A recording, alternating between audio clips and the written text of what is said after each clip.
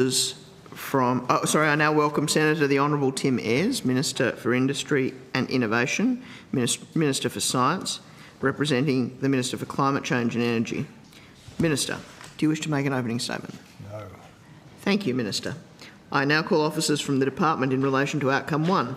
Support the transition of Australia's economy to net zero emissions by 2050, transition energy to support net zero while maintaining security, reliability and affordability, support actions to promote adaptation and strengthen resilience of Australia's economy, society and environment, and take a leadership role internationally in responding to climate change. Program 1.1, reduce Australia's greenhouse gas emissions, and Program 1.2 as well. So I'll invite questions and I'll go first to the Coalition. Senator Smith. Thank you very much, Chair. And just to confirm, I can ask some questions here in regards to the PBS statement and the extending Australia's international climate change engagement, which identified the $79.1 million in new funding. Thank you very much. Sorry, Senator Smith. Before I go on, I omitted to give Mr Kaiser an opportunity to just elaborate on those two outcomes. Yeah, thanks, Chair. Because Program 1.1, reducing Australia's greenhouse gas emissions, and Program 1.2, supporting reliable, secure and affordable energy, are so interrelated, and because we've observed that the committee's, had its issues with distinguishing those issues before, we've decided to bring officers of the department for both of those program outcomes to the table so that we can just deal with the entirety of Outcome 1 together. Wonderful. Thank you, Secretary. Senator Smith. Great, thank you very much. So we're just talking to the $79.1 million that has been included in the portfolio additional estimate statements for 2025-2026. Can you just step me through what that $79.1 million is? What are the contributing elements to that $79.1 million? And did I hear you correctly that it's over 2 years? Yeah. Thank you. Just because it's been a while since I was here, Kushla Munro, Deputy Secretary for Climate Change. It feels like deja vu to me. There's other words I would use, but that's from Senator. So the $79.1 million, which is over 2 years from 2025-26, supports Australia's continued international engagement on climate change and energy transition issues, particularly focused on our means to deliver on the Turkey-Australia partnership modalities for COP31, and a significant part of that is hosting the pre-COP in our region and supporting our role as President of the negotiations. For a little bit more detail, I'll just pass to my colleagues, Mr Higgins. Thanks, Kushla. Senator Smith, further to what Ms Munro was just outlining, some of the elements that would fall within that envelope would pertain to things like the operational elements associated with the pre-COP. So some examples of that would be accommodation costs, venue and catering, event management, transport, security, ICT and communications. There are elements associated with the giving effect to our role as President of Negotiations in partnership with Turkey. There is a requirement for a range of events to be held in Australia as part of that role as President of the Negotiations. They pertain to elements of the intersessional negotiations, and there are a range of mandated events. So some of the funding would be to support those activities. We will engage with Australian and Pacific peoples as part of our responsibilities. We will nominate a youth champion, which is a mandated role under the process, support a youth advisory council linked to that youth champion. And the arrangements with Turkey also foresee the identification of other champion roles for the Pacific and on themes, all of which are yet to be worked through, but they are foreseen in that funding envelope. And then there's further support for Australia's international climate engagement within the envelope as well. So that would include elements such as staff travel, sponsored travel of the kind we talked with Senator Henderson about this morning, Pacific delegate travel to events including the COP itself, and commercial and legal support in relation to the pre-COP and its delivery in the Pacific. Thanks. Okay, so $79.1 million over 2 years is a large sum of money. Where in the portfolio budget statement do I find it disaggregated? So in the measure is as you see it, so it doesn't go down into a disaggregated form. So that's the total cost over the 2 years. That covers a number of activities, as Mr Higgins has just outlined. So are you able to identify for me what proportion of the $79.1 million envelope is for the operational elements of the pre-COP, Mr Higgins?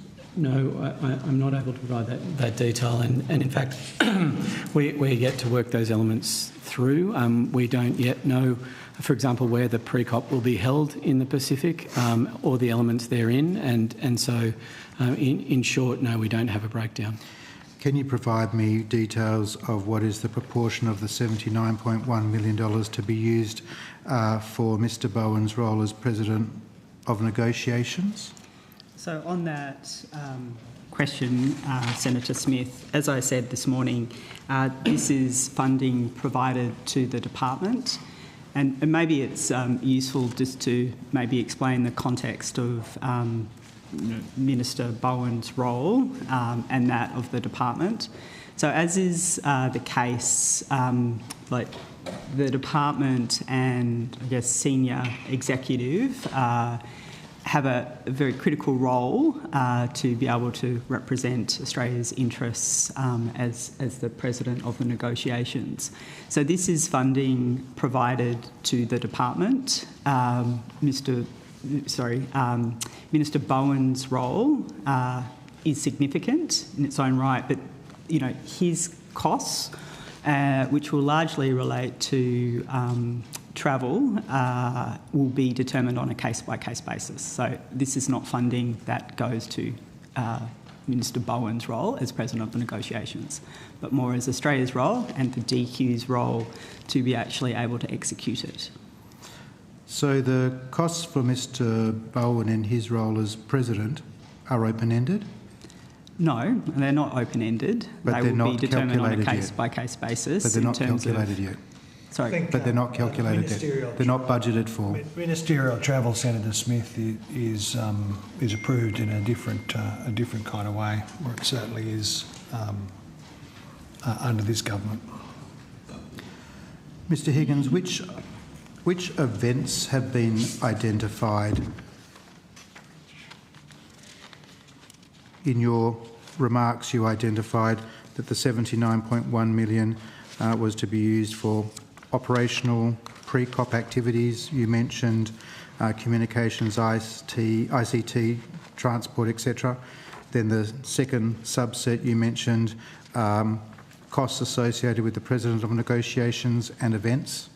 So which events have been identified as being funded from that $79.1 million? So, Senator Smith, those events haven't yet been determined. We expect that it is likely that there will be a number of events that will be responsible for organising and putting on as part of our role as President of the negotiations, but they are not yet determined. They are linked in part to the negotiating agenda, which has not yet been fully developed, given we're very early in the calendar year and we're working towards an endpoint that is in November. When will that calendar of events be finalised? Because obviously it's a program of events involving the international community, so everyone would need a degree of certainty and time to prepare, particularly when we're dealing with significant figures of government, etc.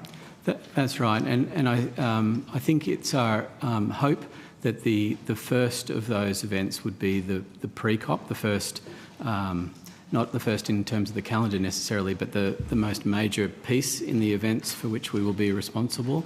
And as I mentioned this morning, we have been in consultation with the Pacific through the Pacific Island Forum, and we're awaiting advice with respect to the location, and from there we'll be able to sort out the timing. That's the most major of the events. The others have yet to be determined. Is there a draft Senator Smith, program? sorry, I'm just giving you a 1 minute warning, and then we can come back after. Is there a draft program of events? For the pre-COP? No, there is not, Senator. And we're in February. Correct. When will a draft program start to take shape? It will start to take shape over the course of the coming months. We're in discussions with Turkey as president of the COP itself to determine our shared priorities and the way in which we want to stage the year. But it's not uncommon for the majority of events associated with the COP to be in the second half of the year. There's a large intersessional meeting that happens in June or July in Bonn, and the second half of the year is where the bulk of elements associated with the negotiations take place. If it's an appropriate place to pause, otherwise you can have one last question. But Will the pre-COP program for 2026 look similar to previous pre-COP programs?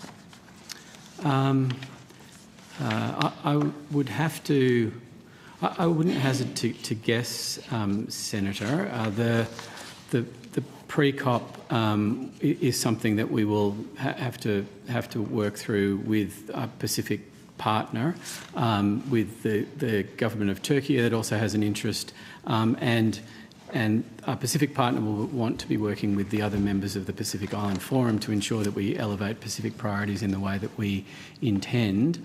I think all of those factors will play into the shape of the pre-COP agenda, and excuse me, there will also be the overlay of the negotiations themselves, and we're expecting the pre-COP to be in the latter part of the year, in the run into the COP, and so it's very early at this point to say what the agenda would look like. I think the overall sort of scope of the program's likely to be consistent with previous pre-COPs, but not necessarily the substance. Last question, Chairman. Is there a formal mechanism by which Australia and Turkey negotiate around various issues? So this is governed by the agreement that was endorsed at COP30 in Belém. So it's called Turkey-Australia's Partnership Modalities.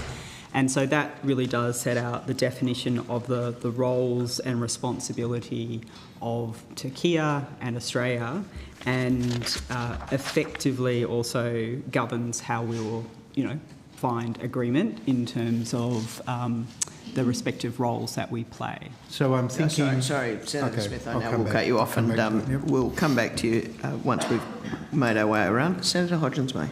Thank you, Chair. Thank you for being here. I've got a few questions about government subsidies for fossil fuel projects. The Morrison government's gas-fired recovery was all about subsidising gas companies, and Minister Bowen was very critical of that.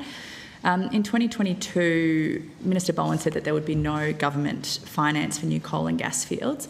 Is this still government policy? Well, it was the position that was articulated by the Minister. It's the case now. It remains the policy of the government. And is the department aware of any government finance currently being given or made available to coal and gas fields? Not through this department, Senator. No? Not that I'm aware of. In 2024, Senator McAllister answered a question on behalf of the Minister about pipelines in the Beetaloo Basin. To quote, the Albanese government has not provided and has no plans to provide public funding or financial support for the construction of pipeline infrastructure to deliver gas out of the Beetaloo sub-basin. Investing in any such infrastructure would be a commercial decision for private sector investors. Is this still the government's position? This is, I think, a question that would be more appropriately directed in resources estimates.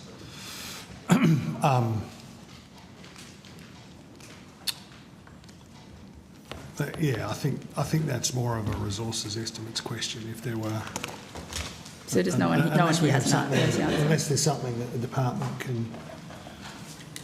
Thank you. No, Matthew Bryan, Acting Deputy Secretary of Energy Group. Look, I'm not aware of any government programs in this portfolio, but as the Minister says, that would actually be a matter for the resources portfolio. No one other. I saw a couple more people join the table. Do you have any contributions? Senator Brad Archer, Head of Division Gas and Liquid Fuels. I think the answer that you've received is the correct one.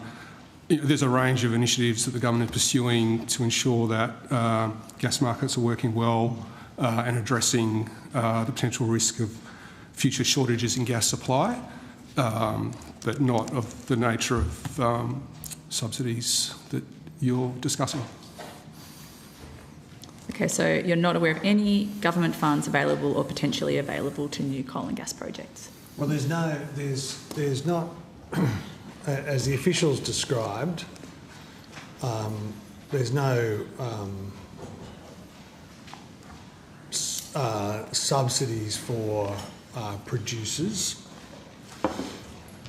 As was announced by the government prior to Christmas, we have an announcement that I participated in. There is a decision to provide for a reservation strategy for Australian gas, so that Australian gas is available in the Australian interest. So that is for heavy industrial gas users, for example, that we deal with the potential supply shortage questions that Mr Archer referred to. So there are, that means that there's an interaction, an intervention by the government in that gas market, which is why there's a little bit of caution about the way that that statement interacts with, there will be, there are decisions that government has yet to make about the design of that scheme. Okay, and the gas market review, so that won't involve public funding to new pipelines? Well, there is decisions for government to make. But if those earlier statements... Not ruling in or ruling out, I mean, that is not to the extent that... would that... There's not... We've embarked upon a design process, which is why I'm being a little bit cautious, and we'll be engaging with heavy industry, with gas users, with state governments. The objective is to make sure that while the vast majority of gas from these fields is for export, that we have sufficient gas at the right prices for Australian industry and for Australian households, while we're going through a process, of course, in parts of industry and households at the Commonwealth and state level of reducing gas use where it can be reduced. So if it did go down that pathway, there is the possibility of deviating from that earlier government policy that I outlined? No, it would be entirely consistent with the approach that was So announced. Not publicly providing government funding for common gas? I mean, there's no... you've asked about public funding, from which I take it you mean subsidies. That's been the position of the government.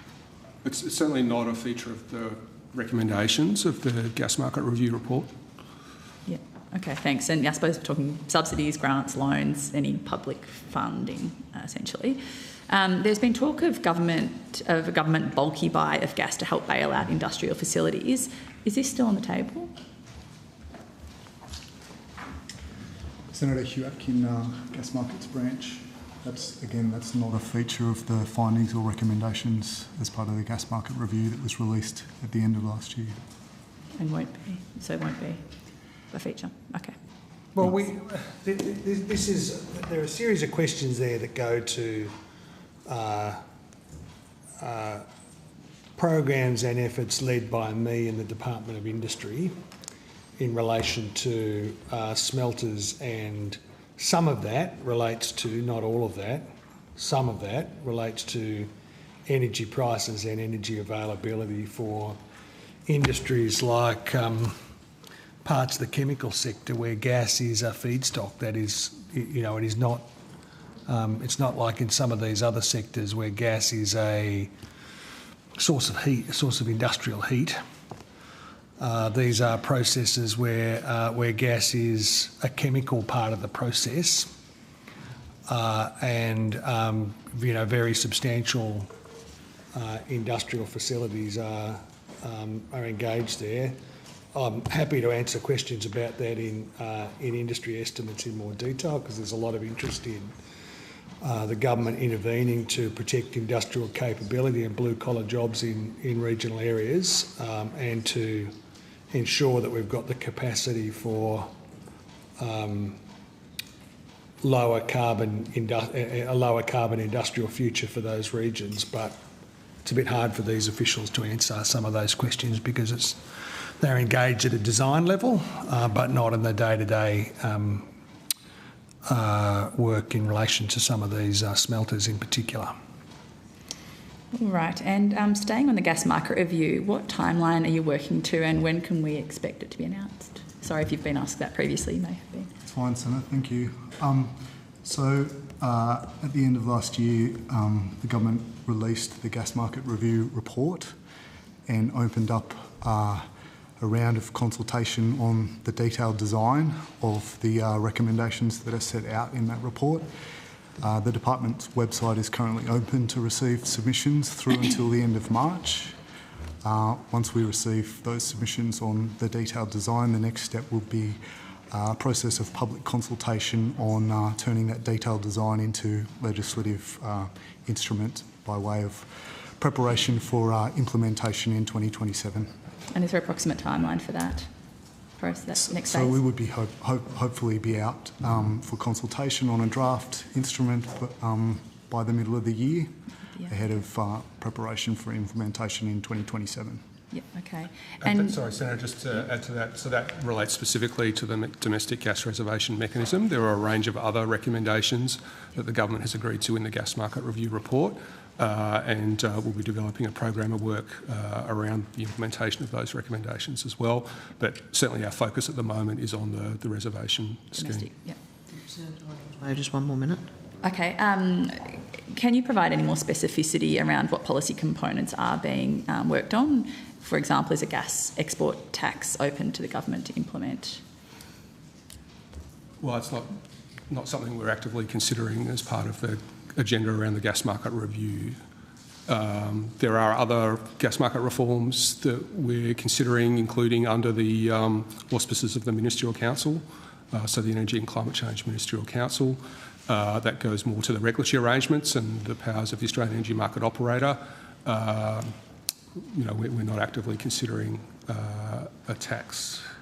Perhaps to the Minister, are you actively considering a tax as an option, considering prices have tripled since exports on the East Coast started in 2015? Is that something that your government's considering? There's a very good answer from the official. I wouldn't want to deviate from that. But we are, what is being contemplated and worked through is a very significant step to make sure that sufficient gas is reserved for Australian use, because it's foundational for, particularly for parts of our heavy industry sector, and provides a pathway through to not just a sustainable footing for current industry, but a future investments for metals production and all sorts of industrial processes that are vital for for Australia's future. Is an export tax totally off the table, or it's still, you're saying it's not being considered, but it potentially could be considered? Just thinking of cost of living relief, and it seems like a fairly obvious mechanism. Yeah, I think I just refer you to the official's answer. I think it was a pretty good answer. Minister, you're a minister. Yeah. Thank you, Minister and Senator Hodgins-May. Senator Whitten. Thank you, Chair. I'd like to talk about the capacity investment scheme. Last week during question time, Senator Hanson asked Minister Gallagher about the capacity investment scheme. Now, I wasn't clear on whether we were or weren't going to get an answer, but I'll ask it again. What is the cost of the Commonwealth Capacity Investment Scheme in the 25-26 budget? So I can help you there, Sarah. I'll just get to the right page. So there's an element of the scheme that relates to the departmental costs of running the scheme, and then there's an element of the scheme that relates to the underwriting element. Get to the right page, sorry. So in terms of departmental allocations of funding for the scheme, so the department was allocated $200.2 million over 9 years in the 23-24 budget, and that was to design the scheme, administer the tenders and run contract management. And then on top of that, there was $7.4 million per year from 2032 to 2033 through to 2042 for contract management. So those contracts will be 15-year contracts and complex contracts. That amount was topped up by an additional $34.9 million in the 24-25 MyUFO. That was allocated to increase the amount of funding to run the tenders. The tenders were heavily oversubscribed, so I think the first tender was oversubscribed by 10 times and following tenders have been 4 to 5. So having to assess that number of bids means there's more cost for our tender delivery partner. So that $34.9 million was added to the earlier amounts.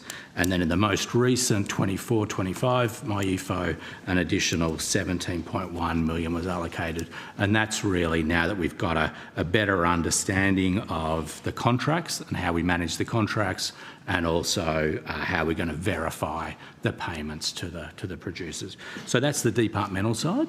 On the administered side, those costs will depend on energy prices over the future period. So it's an underwriting scheme.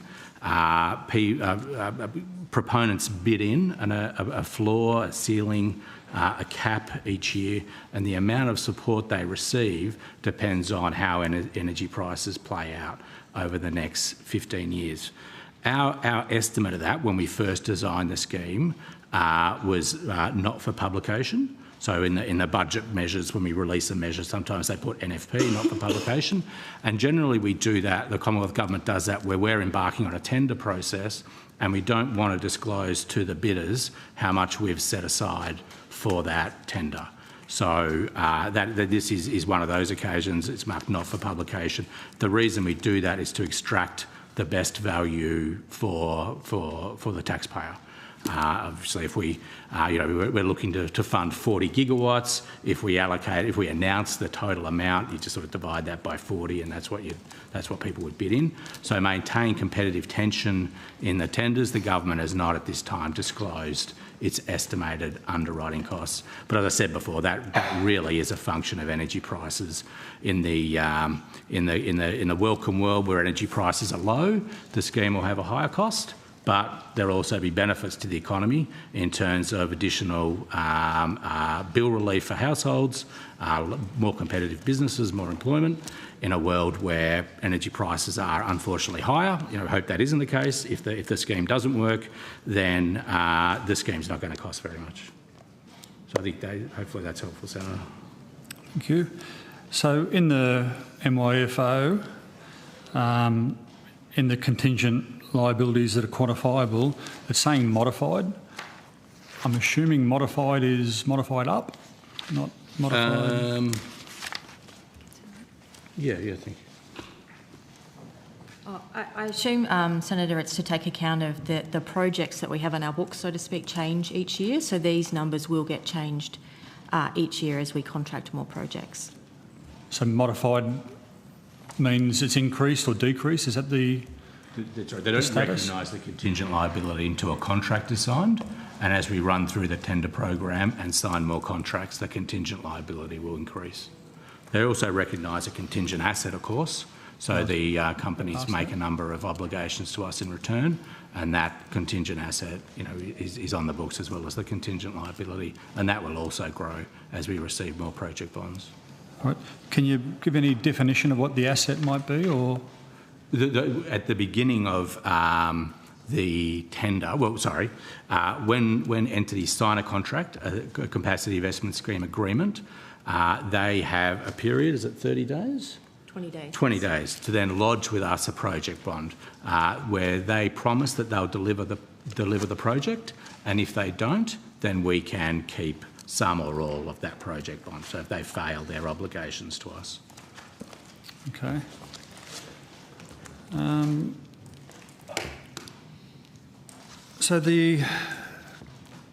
you confirm that the pro forma document published on the 27th of August 24, which did include the underwriting of network-related curtailment, was the version the scheme participants would have used when preparing their bids for financial value for tender 1? That's right. It was published as an indicative contract. So they would have taken that into account, but there was always an understanding that we'd work through the detail.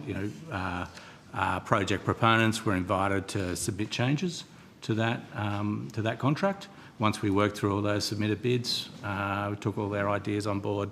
The final contract was offered to the successful proponents, and then they could make a decision whether to sign it or not.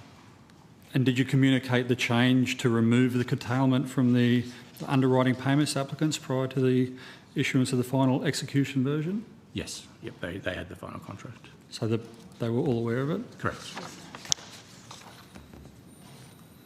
So we're chasing 82% renewables by 2030. Yep. How many projects have made it to financial close since the announcement of Tender 1? How many of the capacity investment scheme projects? While my colleague gets that figure, I'll just remind you the capacity investment scheme is seeking early stage projects. So these projects are to be delivered by 2030. So to hit financial close, you kind of need to have your land secured, your environmental approvals, your DAs through, as well as your financing agreement. So we're looking to have those projects, land all those approvals, hit financial close, and then constructions before 2030. So a lot of the projects we're funding, we knew were kind of a fair way away from financial close when we fund them. And if they're kind of at financial close, they probably don't need a lot of support from the federal government. So most of the projects we've signed up so far, we're expecting will hit financial close in this calendar year. But my colleague might have the exact figures of how many have already signed reached financial close. We have around 9 projects that have achieved financial close. Also, just to reiterate and add to what Mr. Ryan... Sorry, did you say 9 projects? Yes. Have hit financial close for Tender 1? That's of the tender... that is of the projects that have executed a contract with us. So we track these milestones for the projects that have executed a contract. So that's of the ones that have executed a contract. Okay, thank you. Thank you, Chair. Thank you, Senator Whitten. I'll now go to Senator Anand-Rajah. Thank you, Chair. I've got some questions regarding coal-fired power stations. Yep. We know that AEMO has reported that the coal generators are becoming increasingly unreliable. What are the impacts of this on prices and reliability? Thank you, Senator. I'll just wait for the colleagues to come up to the table, but that is correct. A number of coal-fired generators are reaching the end of their effective life, and we do see correlation between unplanned outages of those coal-fired generations and price spikes, which do lead to higher bills for consumers. But as the colleagues of the cavalry has arrived, they will be able to provide better insights about that. Yeah, I'm just...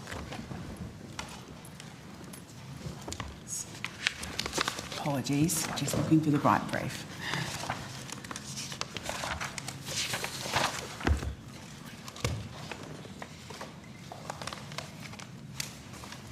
I mean, just while the colleagues are finding the right brief, the one definite point to keep in mind, Senator, is that a key part of the government's energy plan is to manage the exit of these ageing coal-fired generators in an orderly way to maintain both affordability and security in the energy system. So there are a number of mechanisms there: the orderly exit management framework, the opt-in transition back up for the NEM, that enables governments to, to manage exit of thermal coal generators. All those really go together just to managing a system that is increasingly facing these risks of unplanned outages as coal-fired power stations reach the end of their effective life. We've recently seen the announcement of the extension of the Rowing. I think alongside that extension there was an observation that the owners of that power plant wouldn't be spending any more on maintenance. So, this goes to... They won't be, that's right. Which is not unsurprising given the proximity of its exit, but it does suggest an increasing risk of reliability. And how often do these unplanned outages occur? Weekly, monthly? Look, quite frequently. I understand. Like January was had a number of outages, but the colleagues will be able to speak with a little bit more detail about. So, Kirsty Gowan speaking. I'm the head of electricity here at DQ. So, thinking about coal outages, obviously coal plant is made up of a number of different sorts of turbines. So at the station level, we see over the past year 100% of stations experiencing an outage in Q4. So in the last quarter of the year. At the turbine level, it's closer to 82%. So on a capacity weighted basis, an average of about 3.3 gigawatts of coal capacity is unavailable due to coal outages. So around 15% of the coal fleet's registered capacity on average for that quarter. Obviously, if you wanted to have specific details, Senator, over the whole of the period, we would have to take that on notice. But we do see considerable increases in coal outages on a general basis as the coal fleet ages. Of course, as some plant exits, you can see younger plant being the remaining plant.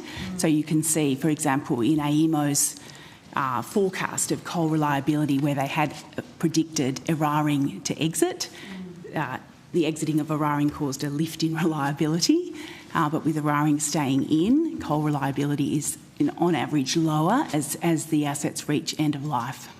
Right. So just explain to me, how will Eraring be extended if no one's going to invest in maintenance? So, in other words, is this what the term sweating the asset means? Senator, all of the generators invest in maintenance. There's no generator that doesn't pay some attention or a reasonable amount of attention to maintenance and safety. The issue, of course, is that the cost of maintenance gradually increases as the asset ages. Those are questions, in terms of the investment in maintenance, mostly those are questions for the plant operators, and in the case of Eraring, Origin Energy is making those choices about the maintenance and operation of its fleet. So I guess in light of the unreliability of the coal fleet, why is it important that we continue the job of building out new large-scale renewable energy storage and transmission projects? Senator, each coal plant is relatively large in terms of its megawatt capacity, and so for that plant to retire, we need sufficient replacement capacity. That replacement capacity needs to be presumably the least cost combination of assets that can replace that capacity, both in terms of generation and in terms of availability. So as plant ages, we need new plant replacing it, and fundamentally is driving the energy transition here in Australia to a fairly considerable degree. Sure. And what are the likely consequences of a slowdown in renewable investment, storage and transmission? What would be the impact on the customer, for example, and on our wider economy? On the very basic level, Senator, not to suggest that you want a basic answer, but clearly price is a factor of supply and demand. So if we have supply coming out of the market and demand rising, we could expect to see higher prices. And what would be the impact on industry, for example? I would assume that the impact on industry of higher prices would not be a positive impact, as a component of every business's cost of business is electricity, and so rising electricity prices are not positive for business. Sure. What does the CSIRO Gen Cost report find about building new sources of electricity? What does the lowest cost energy system going forward look like according to the experts at CSIRO and AEMO? The lowest cost or optimal development pathway for the energy system as put in AEMO's integrated system plan is a combination of renewable energy, storage and firming gas-fired power generation. In particular combination represents the lowest pathway together with transmission. And I understand we've approved now 132 renewable energy projects, is that right? That's correct, since May 22. May 22. Fantastic. It's a record. Did you want to add something? No, that's fine. No? Okay. Just move on to home energy. Have we got the right people here? Sorry, Senator, could you say that again? Moving on to some of the home energy schemes that we've got on offer. You have about 2 minutes left in this block, Senator Anandaraj. Do you want to start this, or shall we start it on the next turn? Next turn, I think. Wonderful. Senator McDonald. Thank you very much, Chair. Good evening. I wanted to ask you about the beef cattle herd management methodology. Got somebody here who can talk to me about that? Yes. Thank you.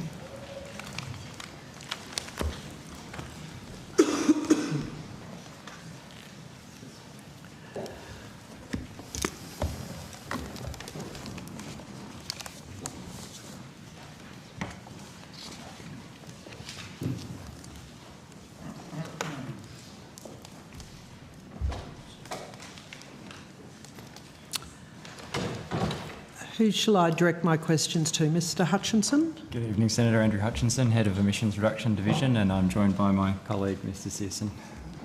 Thank you very much.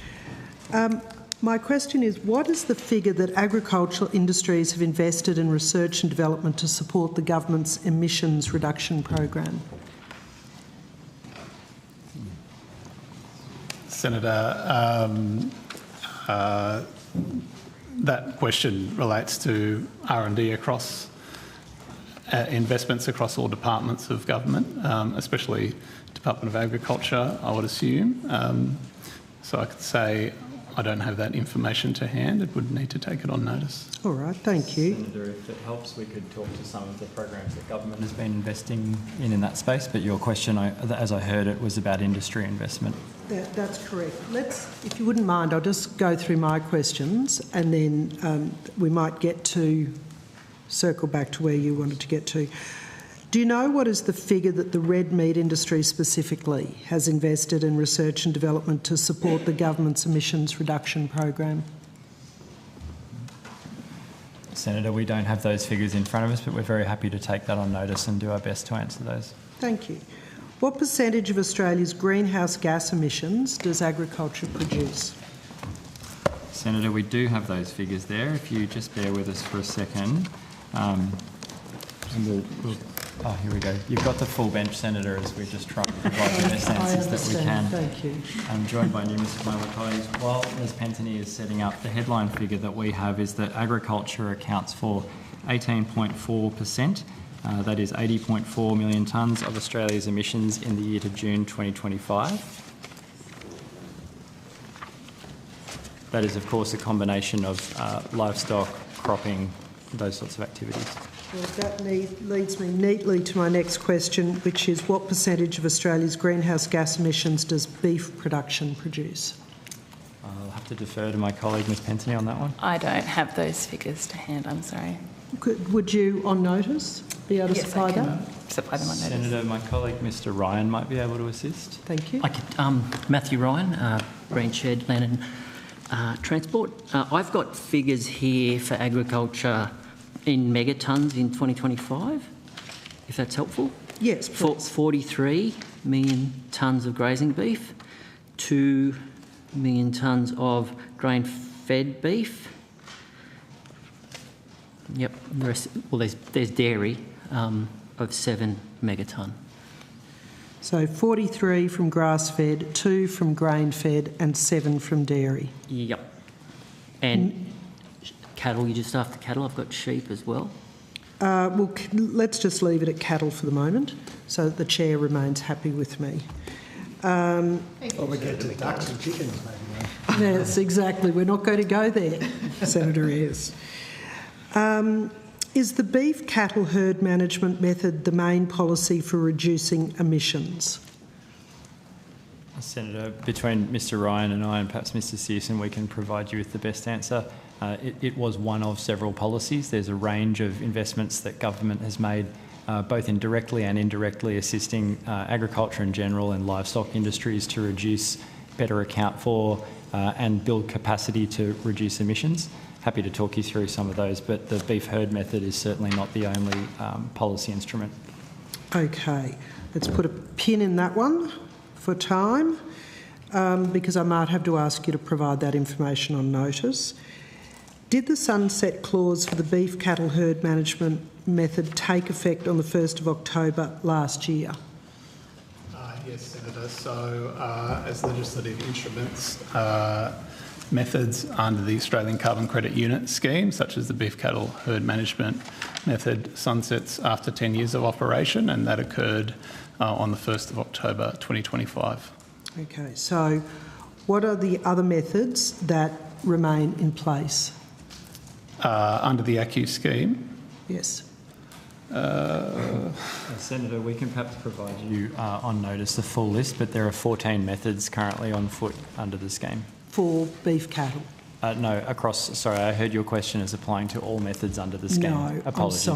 I'm sorry. Specifically, I'm looking for other methods available under the ACCU scheme for beef cattle.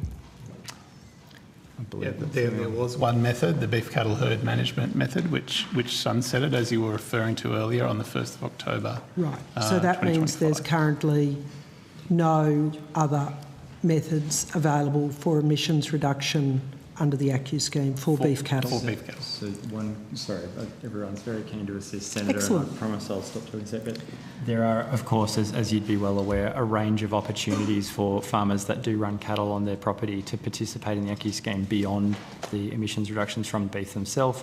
That could include, storage of soil carbon, revegetation, depending on the size and location of the property, potentially savanna burning. There's also the method that the department is working with industry to develop around integrated farm land management, which is currently out, I believe, or has just finished its consultation period, and potentially will have a range of different modules under there. So, again, looking wherever we can to provide opportunities for the agriculture sector. Sorry, Matt, did you want to add to that? Or?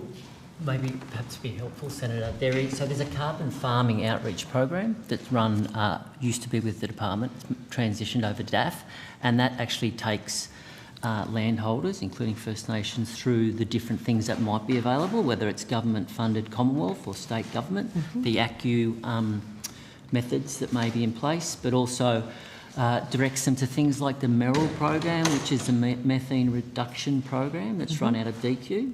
That's about a couple of things. One was obviously looking at the R&D and how effective it was, and those stages of run of Merrill, and that found there was very promising results in some of those additives. There was also deployment of said additives and how best to do it, depending whether it's grazing or feedlot, and how best to deploy them. And it's looked at how that might be best implemented in a farmer or a cattle herd as well. But that carbon farming outreach program sort of is available online, but it goes through a number of modules and talks about all the different tools that may be either a subsidy, but they also might be just different techniques for farming around grazing management or use of rotation through different pastures or shelter belts or all types of things that might assist a farmer in managing it. And just one last thing, recently there was funded voluntary emission guidelines for farmers and farmlands. The department's doing a bit of work on that at the moment to put some information out to landholders about how to manage their farm and what the emissions might be and how they might reduce them. And then there's associated funding that to develop some calculators for the farm and land managers to be able to do that. So there's quite a few things in that space at the moment. Perhaps on notice you'd tell me which of those have an ACCU credit attached to those programs, please. Yep. Yep.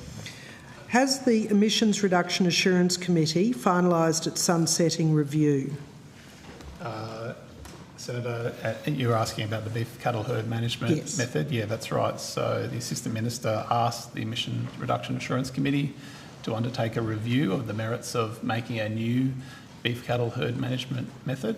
I can confirm that the ERAC completed that work in October last year and it's currently being considered by government.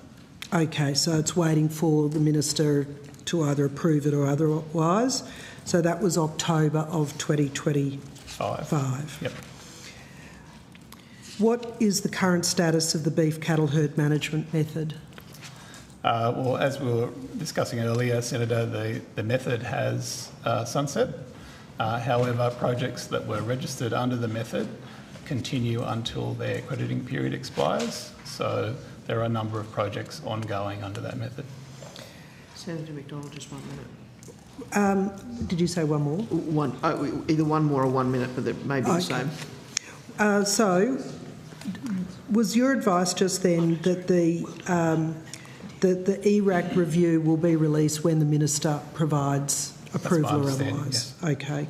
So, what I'm trying to get at is we started with that there was 43 million grass-fed megatons. Megatons, yep. Megatons, yep.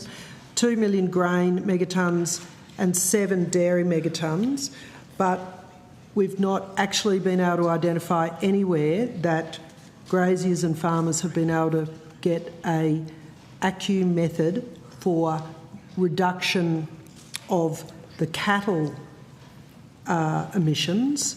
You did talk to some soil methodology, some shelter belts, some tree planting, some other things, but I'd imagine they will be not as big as those numbers, not as significant. Only a slight clarification, Senator. Up until October of last year, there was the beef herd method. There's been the intervening few months while that has been sunset, while the projects that were registered continue, and the government is currently considering advice from the ERAC. How many projects were approved under the previous, before it was sunset? Senator, I don't have that information to hand. The Clean Energy Regulator might be able to help you with that. Okay. All right. So, in summary, beef cattle producers have currently no methodology to be approved for ACCUs under Australian Government ACCUs as we stand today for beef cattle emissions reduction. That's correct. I think that's correct. That as we were just discussing, there are existing projects under the method that is now sunset. They are ongoing. I suspect that when you come back to me on notice, there's going to be less than a handful. I think that could be right. Yes. All right. Thank you, Chair. Senator Hodgson. Chair, I've got some questions about fuel tax credits. Shuffle.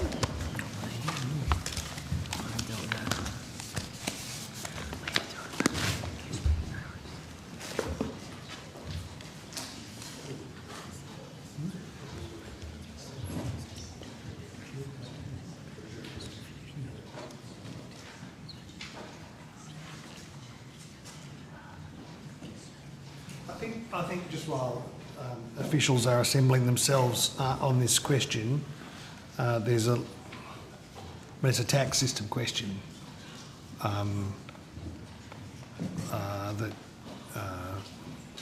that Treasury would be in a better position to respond. But if officials are able to answer your questions, we'll see how we go. Thank you. All right, everyone, this is the correct panel? Yes, we don't have We don't know what the question is yet. Yeah, okay. So look, it's coming up 5 months since the 62% target was announced, but there have been no policies, to my knowledge, announced to support that target. And Department's emissions projections report that current policies will only get us to 48% by 2035. Are you working on new policies for this budget to get us there? So, Senator, not related to obviously the fuel tax credits, but when the government announced its 62 to 70% target, it outlined a number of obviously measures that were already underway. Significant amongst that is the safeguard mechanism, the National Vehicle Emissions Scheme, and a range of other measures. Chief amongst one of those announcements was a $5 billion net zero fund under the National Reconstruction Facility and a number of other measures. So just want to correct the record in saying that there are no policies that were announced or in fact going to be reviewed and improved over time, which was what the government's policies was. So sorry, that's the safeguard mechanism and what was then the $5 billion? So there's also the new vehicle emission standards. I just sort of called out a couple of the very significant legislation. Are there any more other schemes. than those ones? Sorry, just to clarify. Yes, there are a number of policies. Would you like us to go through those policies for you? A high level, if there are. Yeah. So, Mr. Hosen, would you like to go through those policies? Yeah, sure. Ms. Rachel de Hotson, I'm Branch Head of Climate Change Policy. Just to clarify, are you after the new policies that were announced alongside the net zero plan? Yes, please. Yes? Okay, so I can provide some details on those. As Ms Munro noted, there was a $5 billion net zero fund within the National Reconstruction Fund that was announced. There was an additional $2 billion for the Clean Energy Finance Corporation to include a focus on the rollout of renewable projects. $1.1 billion for the Cleaner Fuels program to encourage production of clean fuels in Australia. $40 million to accelerate the rollout of curbside and fast electric vehicle chargers, and $85 million to accelerate energy performance. That includes modernising the Greenhouse and Energy Minimum Standards Act, investing in the National Australian Built Environment Rating System for non-residential buildings, expanding the commercial building disclosure program to more commercial building types beyond current office buildings, expanding the nationwide house energy rating scheme to cover existing homes, and establishing a demand-side statement of opportunities to complement existing system planning by the Australian Energy Market Operator. Thank you, Mr. Hosson. Fuel tax credits cost the budget $10 billion a year in expenditure. Has the department done any work on whether this program is slowing down the transition? It's not really our area of responsibility. You'd need to ask Treasury that, Senator. So you don't have any, you're not aware, you haven't collaborated and have any information about that? No, all right. Has DQ shared any advice or insights on fuel tax credits with Treasury or provided any formal or informal advice to Treasury? Well, if we did, that would be a matter between us and Treasury, but I'm not aware that we have. It's an area, those tax credits are an area of responsibility for the Commonwealth Treasury. I'm not ruling out that we've provided information to them, potentially. I'm not aware of any, but I'm not ruling that out. Is that something you can take on notice? Certainly happy to take it on notice, Senator. Sure. Yep. Thank you.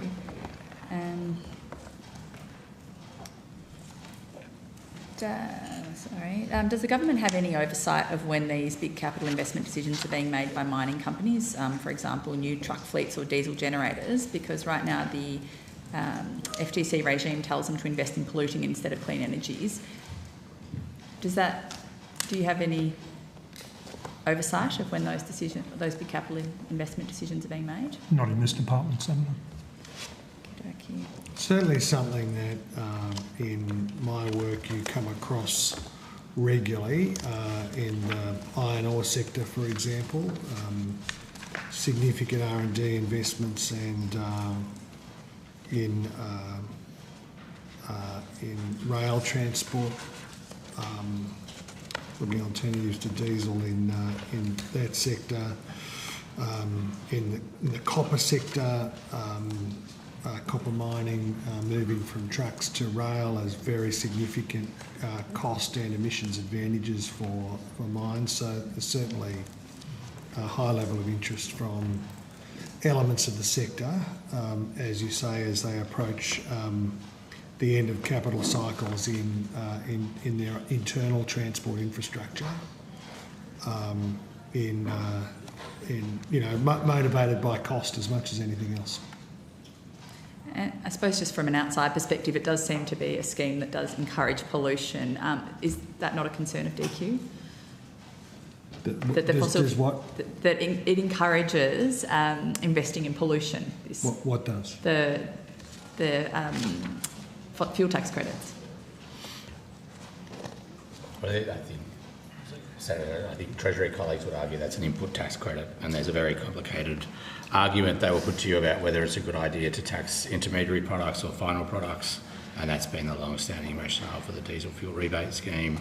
The Treasury colleagues will be able to speak to more detail on that. What we are doing in this department is looking at additional support for low-carbon liquid fuels as a replacement for diesel.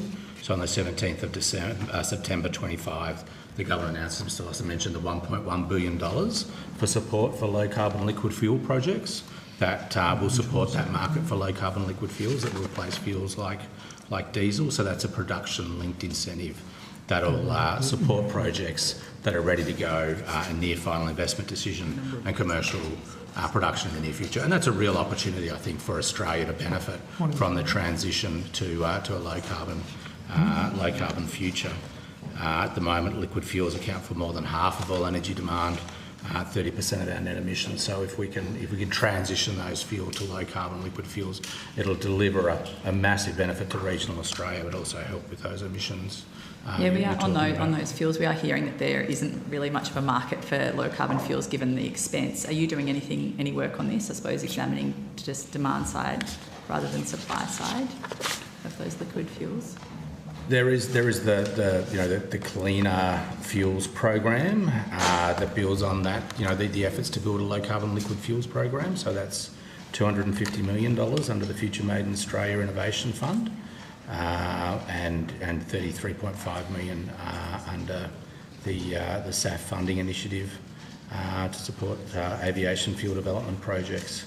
So those are the main complements for that $1.1 billion. So in terms of the fact that these low carbon fuels can't compete with the subsidised diesel, is that a question for Treasury, or do you have any remarks on that?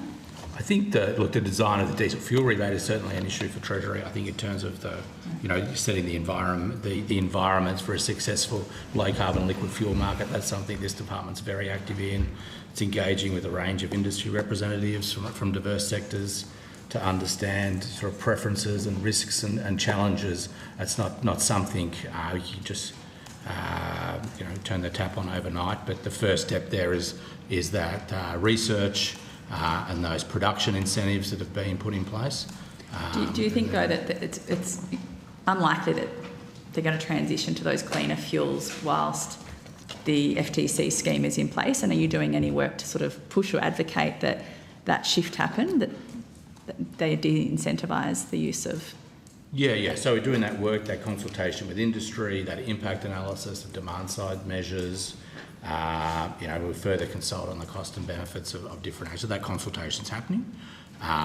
It's a bit of a chicken and egg. It's hard to get people to transition to a fuel that doesn't kind of exist yet. So especially when they're getting such a generous subsidy through the FTC. Well, yeah. Again, I don't think the Treasury colleagues would see that as a subsidy, but that's probably something to take up with them. I'll move to data centres briefly, if I may. Thank you for your time. My time's... That is exactly 10 minutes, right. So if you're moving on to a new topic, we'll come back. Worth a try. Thanks. No. Thank you. Senator Anandra. Thank you, Chair. Just got a couple of questions on home and building energy ratings and some of our community energy schemes.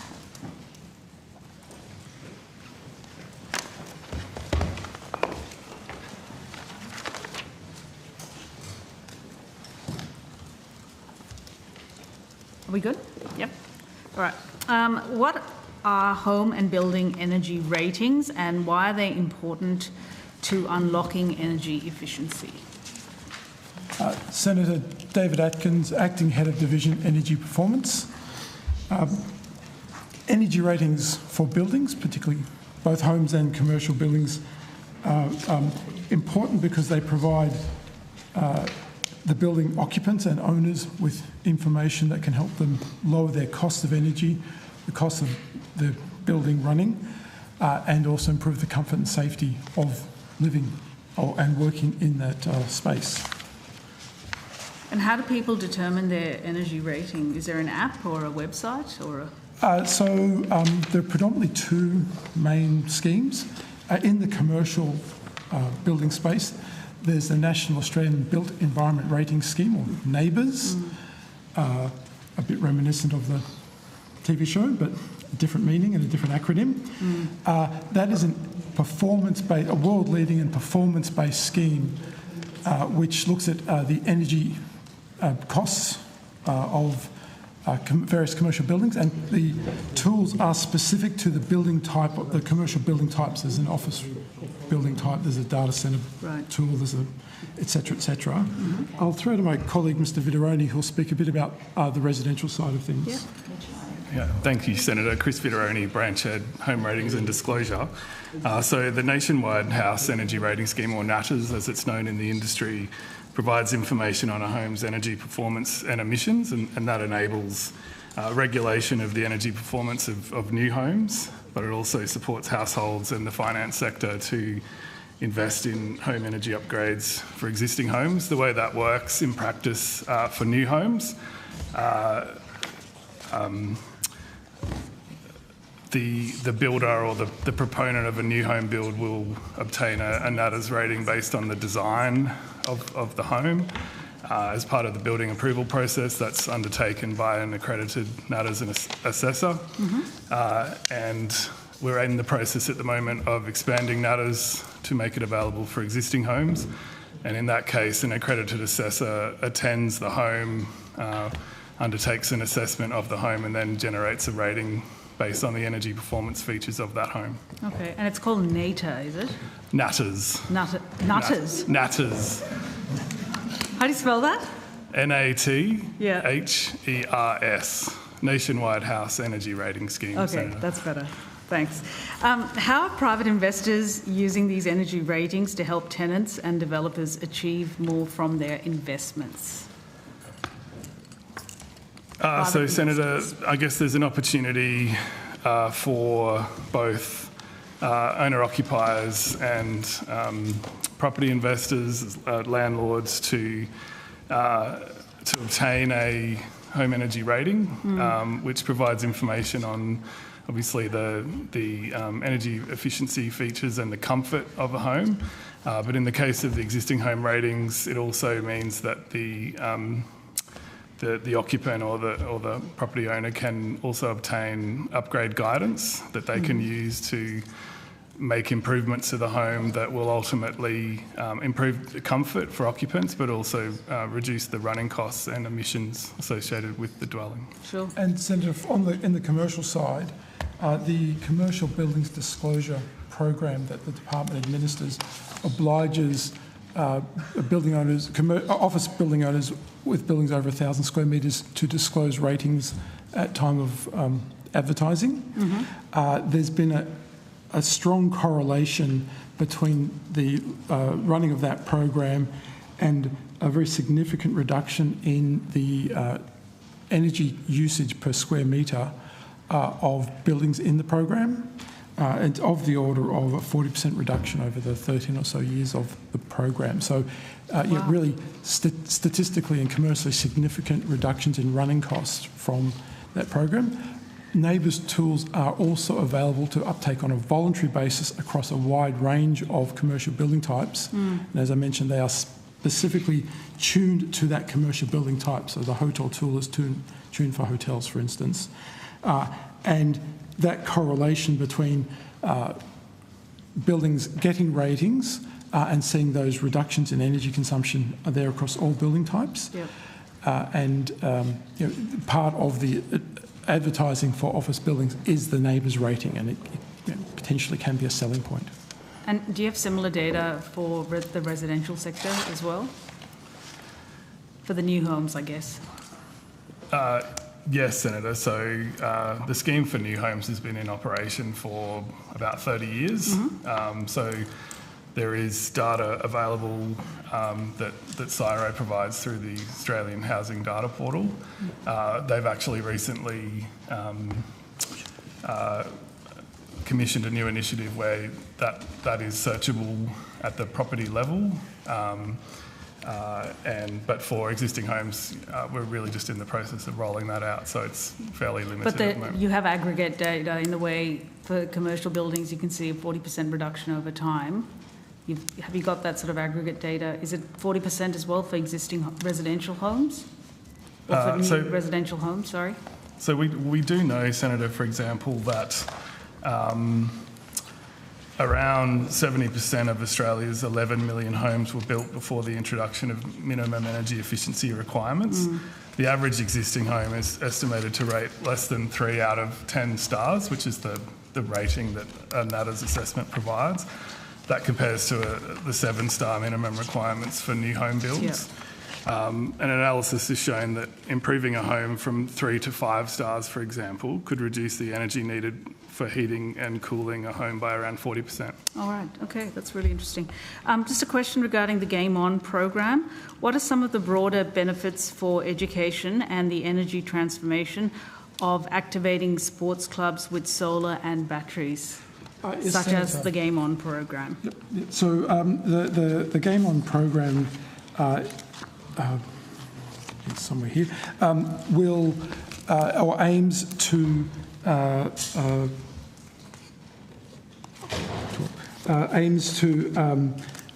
have communities see the benefits of the energy transition and of climate adaptation in contexts that are relevant to them through their sporting clubs.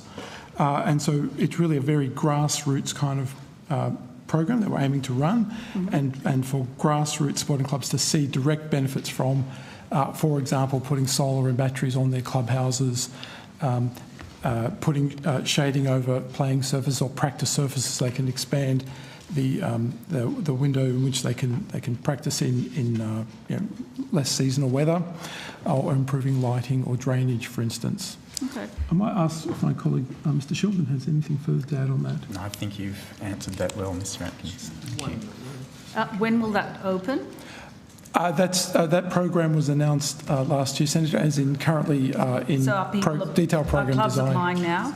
Or I beg your pardon, are clubs applying? Or? Not yet. It hasn't opened for application yet, but we're in detailed program design. Okay, brilliant. Thank you. Thank you, Senator Anand-Raja. Senator Henderson.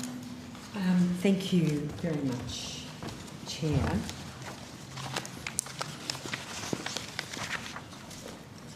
I just wanted to ask about the official communique from the Energy Ministers meeting of the 16th of December 2025. There was no disclosure that a review into AEMO's governance and scrutiny would be occurring.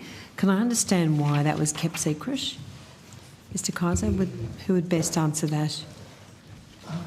McGrath can help with that question. Answer that question. Linda McGrath, Head of Division, National Energy Transformation Division. Not all decisions of Energy and Climate Ministers are made public at the time, although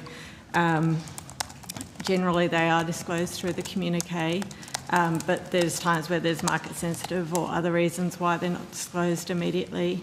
In this case, there were some additional matters. While ministers did agree the scope of the review, there were additional matters to be worked through at the senior officials level, and also some processes within the Commonwealth, such as the appointment of Mr. Nigel Ray to lead the review. So, Mr. Kaiser, that was a very substantial part of the agreement of ministers. Why was that not included in the ministers' communique? I think, as my colleague has indicated, not all of the details had been worked out. It certainly wasn't any secret at the meeting. It was openly discussed with state ministers and obviously Minister Bowen. So it wasn't any secret at the meeting, but we weren't ready for an announcement at that point in time because there were a number of details yet to be yet to be agreed. The communique was agreed by state and territory ministers with us. Oh, on the yes, I'm day. not questioning that. Sure. So if there was a conspiracy, it was a very broad one. No, I'm not saying that, Mr. Kaiser. Let's be serious here. It was a very substantial element of the ministers' meeting, and it wasn't disclosed. I understand that not all the details have been worked out. Transparency is obviously vital, isn't it, in terms of these meetings? Well, the announcement, the decision was kept secret through the medium of releasing it in a media release when it was ready to be released. Well, I'm talking about at the time, Minister. Well, the officials, Yes, I understand that the officials have answered your question. I suppose one way to think about it, Minister, was that it was an initiative still under development at the conclusion of that meeting. So what can you tell me, Ms McGrath, about this review?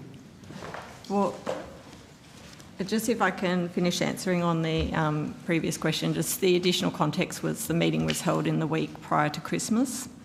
And so there were, as I said, a few additional things to attend to, and so that was disrupted by the fact that many of our own officials and state and territory officials as well have been on leave over that Christmas period. So the Australian Fin Review reported on the 5th of February that the divestment of AEMO subsidiary Oz Energy Services is under consideration. What actual or perceived conflicts of interest have been identified, noting that Oz Energy Services assists AEMO in assessing which projects should be underwritten under the Capacity Investment Scheme? So I think I'd refer to the Minister's comments that it's timely to have a review of AEMO governance with the expansion in its powers since its establishment, and in the context of a range of bodies of work such as the NEM review, the gas market review and proposed expansion of gas powers. The scope of the review is set out in the terms of reference, but ultimately that's a matter for the review itself to work through issues related to that and to form a view. What's been identified is what should be the scope of the review. I was specifically asking about the actual perceived conflicts of interest. I guess I'm asking, how can the public have confidence in AEMO's grid planning and investment advice when it owns a subsidiary involved in advising governments on which multi-billion-dollar projects to support? I think, Senator, if I understand you correctly, you asked me to comment on a position put forward in a media article rather than something that's been announced by Minister Bowen or Energy and Climate Minister. No, I'm asking you to comment on the factual matters that I put before you, which is the public confidence in AEMO, in the functions of AEMO when it owns a subsidiary involved in advising governments on which multi-million-dollar projects to support, which I would put to you is potentially, or in fact may actually be, a conflict of interest. If I can help there, Minister. The SIS tender process involves Oz Energy Services Limited assessing all bids against the proponent and project eligibility criteria. They assess eligible bids against the merit criteria, and then they rank the bids. They undertake due diligence on bids, and then they recommend bids to the Australian Government for consideration and approval by the Minister for Climate Change and Energy. We in the department work very closely with AEMO and ASL to implement appropriate tender governance and assessment processes, including, of course, a probity framework and a conflict management plan. Each stage of that process requires sign-off from probity advisors, ensuring the assessment process is undertaken in accordance with the tender guidelines. And then projects are finally recommended by the Capacity Investment Scheme Investment Committee on the basis of advice provided by ASL through its technical advisory committees. AEMO's role is to appoint the SIS Investment Committee in consultation with the Australian Government. So that combination of measures gives us a very high level of confidence in the integrity of the Capacity Investment Scheme tender process.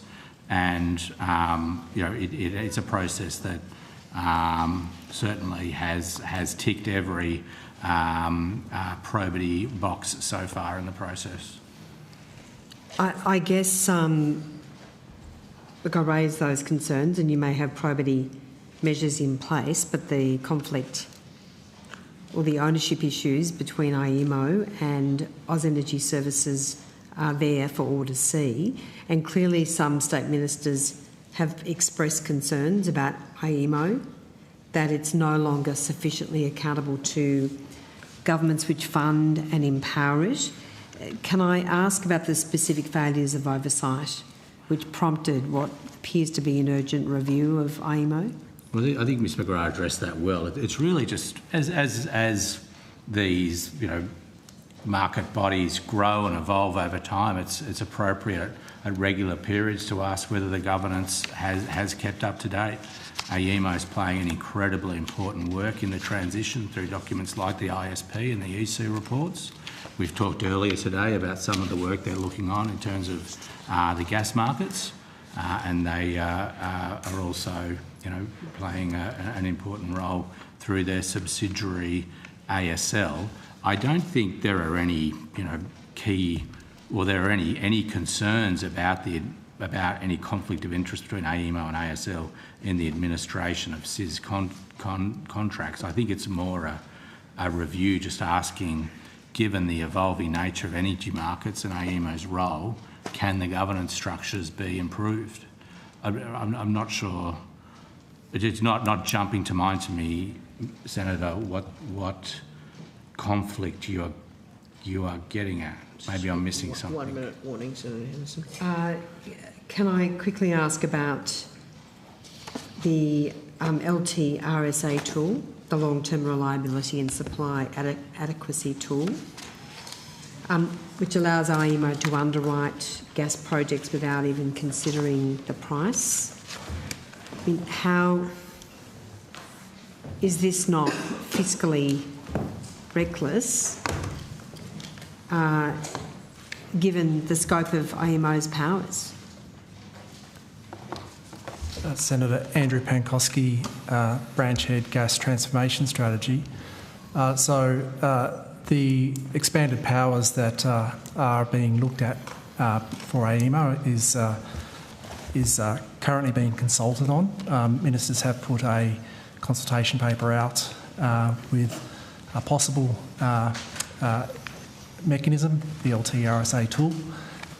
There are a range of guardrails and protections that have been built into that mechanism, but it's also out there for consultation at the moment to seek stakeholder feedback on whether that design is appropriate or not.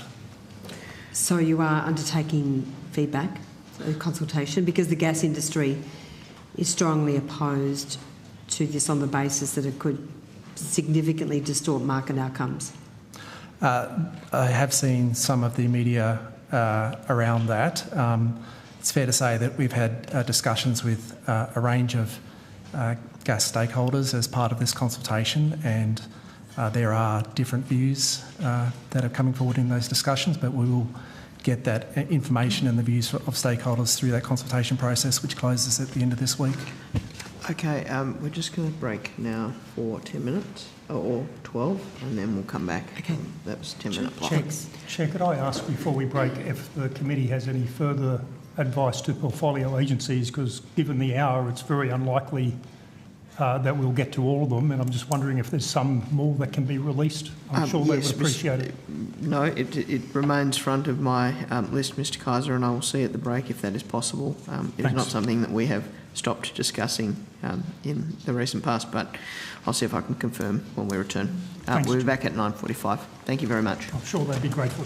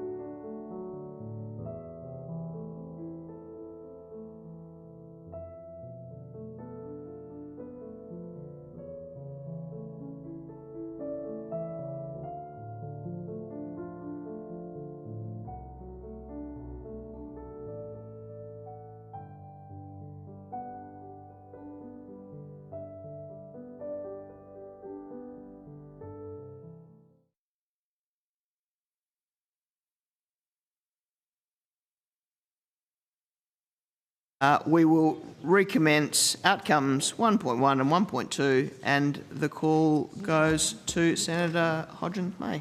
Thank you, Chair. Data centres is where I'll pick up.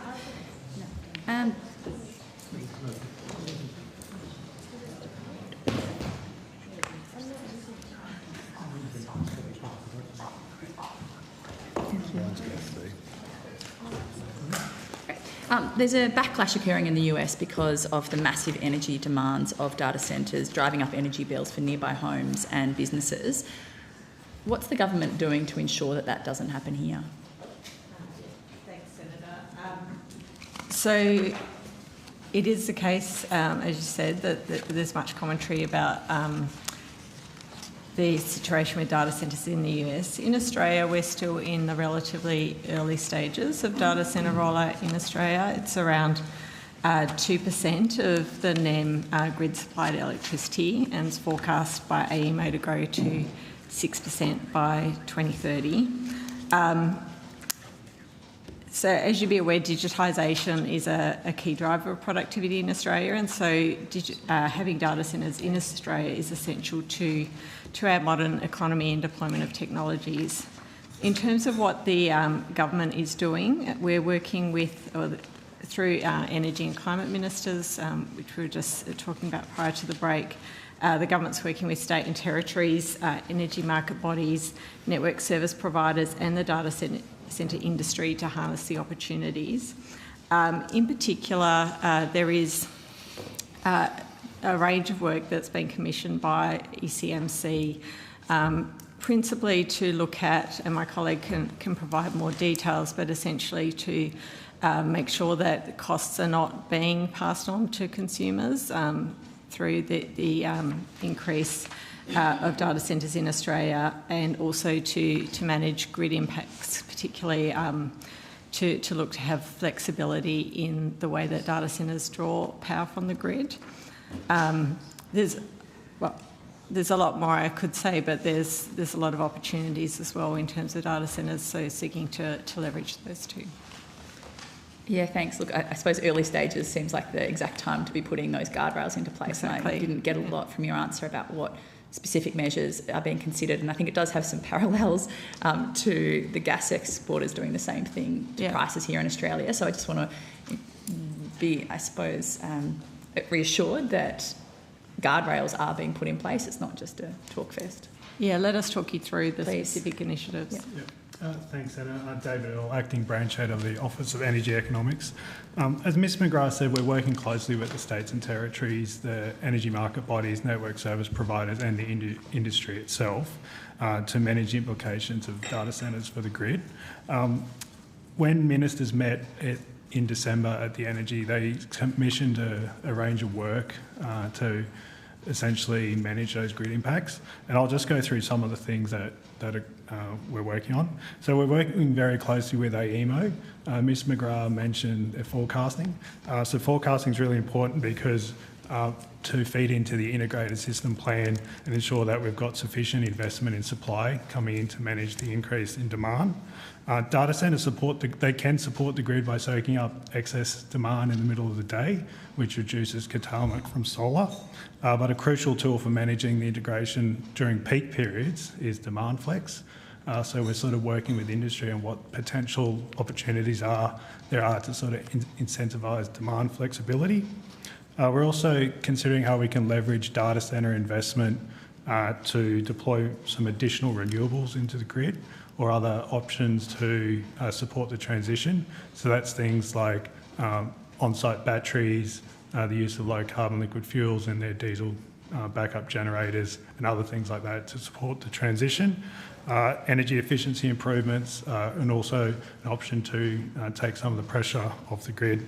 We're also reviewing the cost recovery frameworks to ensure that when data centres connect to the network, the costs of any network upgrades or augmentation are not being passed on to broader consumers.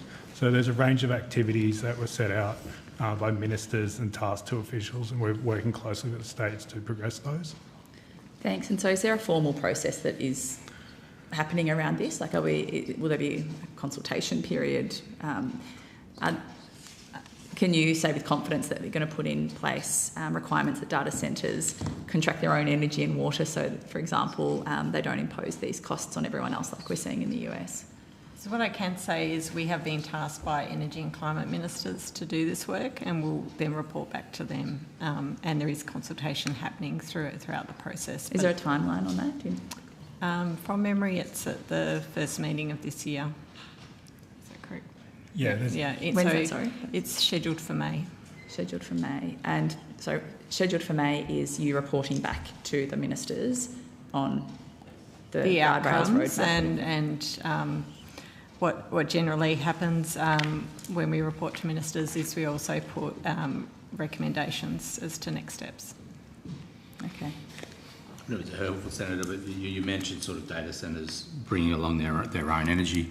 I think that the story of data centres and the renewable transition is really interesting. So we mentioned earlier the need to deploy a lot of renewable energy very quickly to be online for when our ageing coal-fire generators reach the end of their effective life. There is a real urgency around that.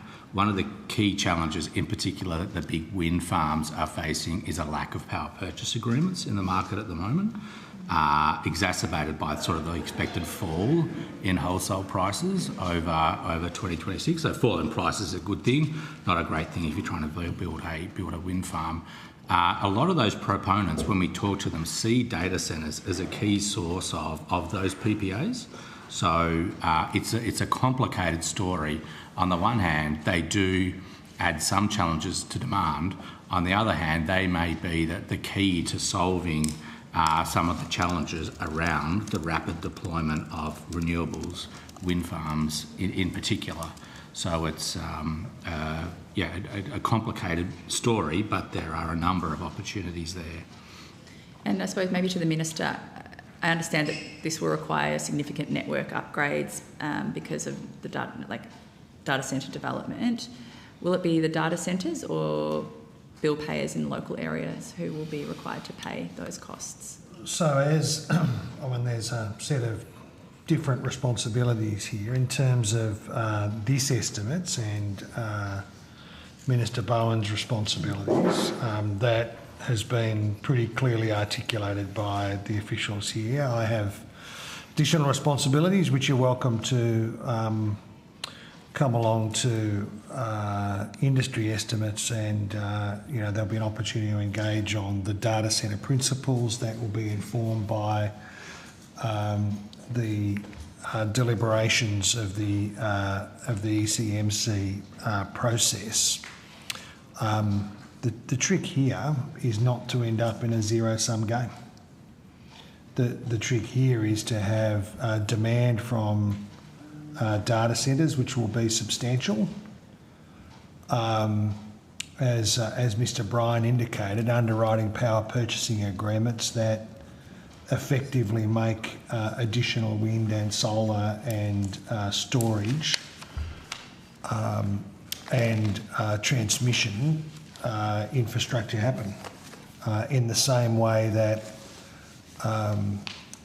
the previous government's failure to build electricity generation and transmission infrastructure is what has imperilled the ongoing operation of big electricity users like Tomago Electricity or the Boyne and Gladstone facilities that use a very big amount of power. So the Tomago facility uses 12% of New South Wales' electricity. That is a good thing because it underwrites new development in generation and transmission.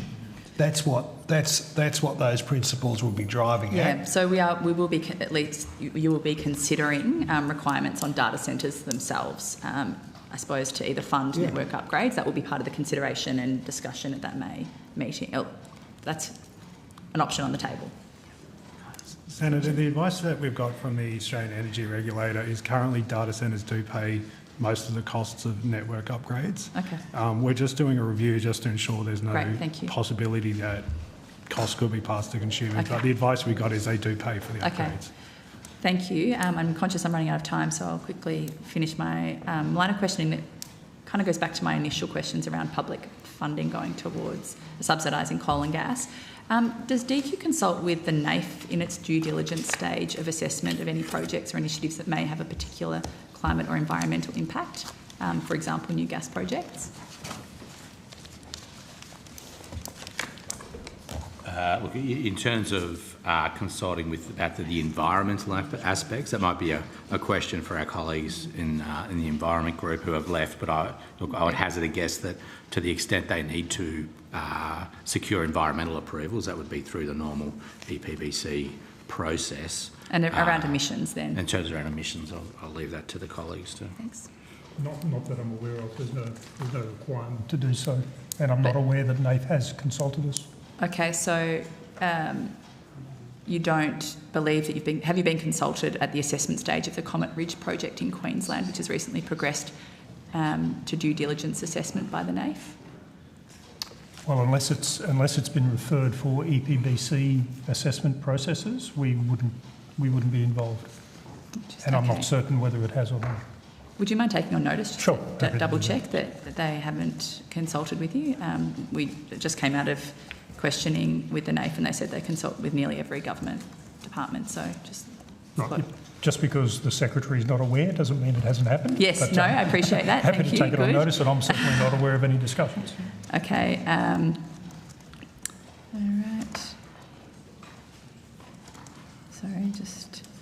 Yeah, and in case... I'm not sure if you're familiar with Comet Ridge, but it is a gas project that's progressing towards securing quite significant funding in the range of around $110 million in a concessional loan, which does seem to contradict some of the statements that have been made by ministers in not subsidising new coal and gas or using government money for new coal and gas, which seems like a bit of an alignment issue which we've raised with the NAIF. So yeah, I'm interested in hearing back whether that's something you've deliberated on. I think that's all from me. Thank you. Thank you, Senator Hodgins-May. And on that note, we're able now to move from outcomes 1.1 and 1.2. So I thank officials for their answers and for all the work that's gone into preparing for today. I now call officers from the Climate Change Authority to the table.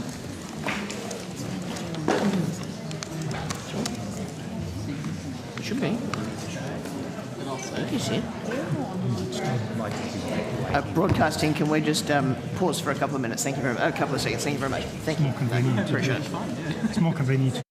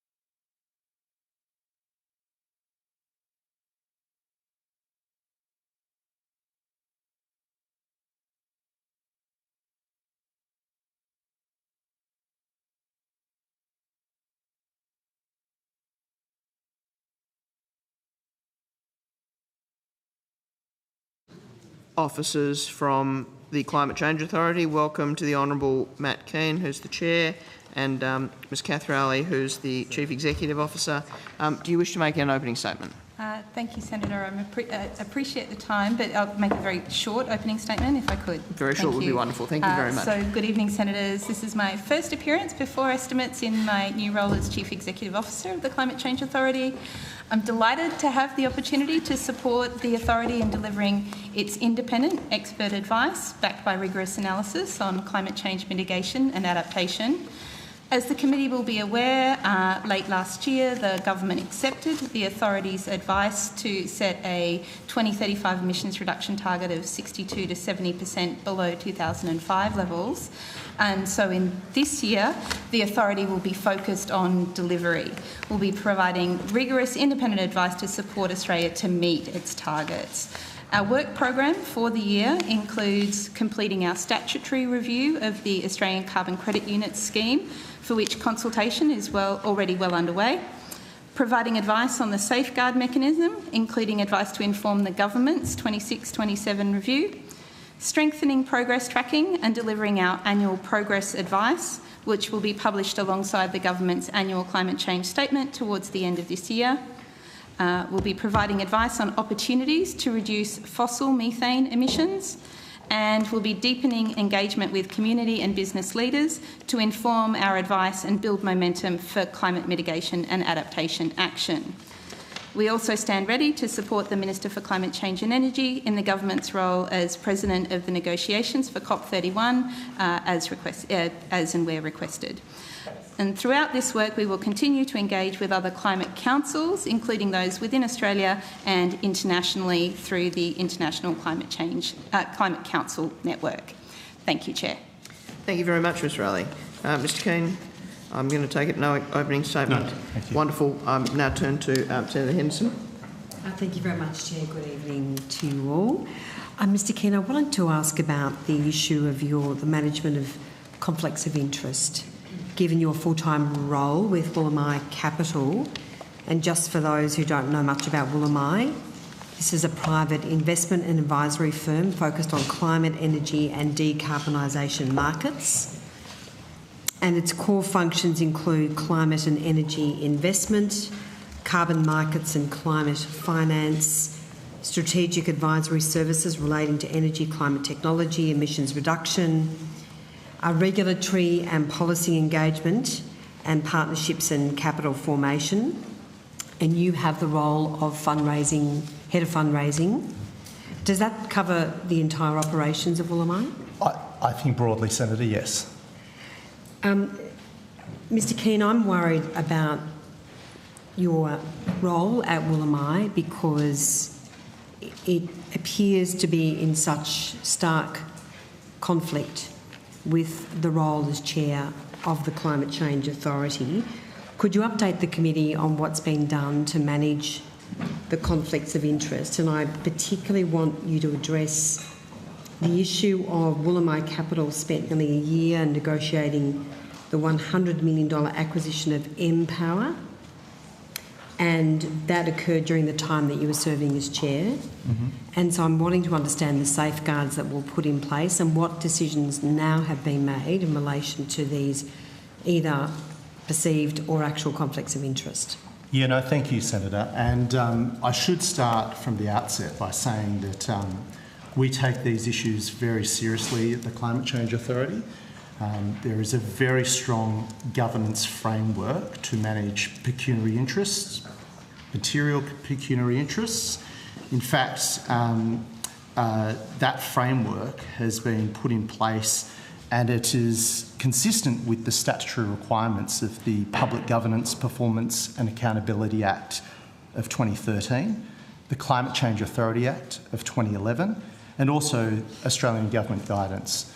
So there is a rigorous framework that's in place that manages material pecuniary interests, and I follow the rules, Senator. So that's the confidence you can have that there is integrity in the process. So I'm not questioning the rigorous framework. What I'm questioning is whether you have overstepped it. Because, for instance, you have been required to step back from the Climate Change Authority's review of Australia's carbon credit unit scheme because of a potential conflict with your role at Woolamai. Can you give the committee further information in relation to that decision? Yes, no, absolutely. As I mentioned, there is a very strong governance framework that is in place that I follow. You can be proud, Senator, that that framework was put in place by the former coalition government. It was applied to my predecessor, Grant King. Grant King was the chair of Australia's largest carbon developer, I think it is, Green Collar. Those rules applied to Grant King when he did the 2023 ACCU review, I believe it was. And we're following the same frameworks, which I believe have been strengthened since I took the role. I don't know if I could maybe ask the new CEO to talk about Mr. Keane, if I could just stick to my question, though, please. I don't want to talk about Mr. King. I just want to give you some information about the frameworks that we're following that have been strengthened since, so you can have that confidence. I really do want to go to the what I'd like to do is put in place has been strengthened. Yeah. So what I do, Mr. Keane, is I'd like to go to the substance. What I asked you, in fact, was about the substantial nature of the conflict of interest. You were asked to step. Hang on. You were. You just repeated the question that you just asked. Sorry, Minister. You just repeated the question that you just asked. I'm in the middle of my question, please. If I could just finish my question. You're in the middle of repeating your question. No. And your question was. Minister, I'm asking a question. Your question was implicit in the question. At the beginning, you said, "I'm worried that Mr. Keane has overstepped," and then you said, by stepping back from some process about some issue. That is evidence of the procedure being followed. No, that is evidence of the procedure being followed. You misunderstood my question, Minister. If I could just finish my question, please.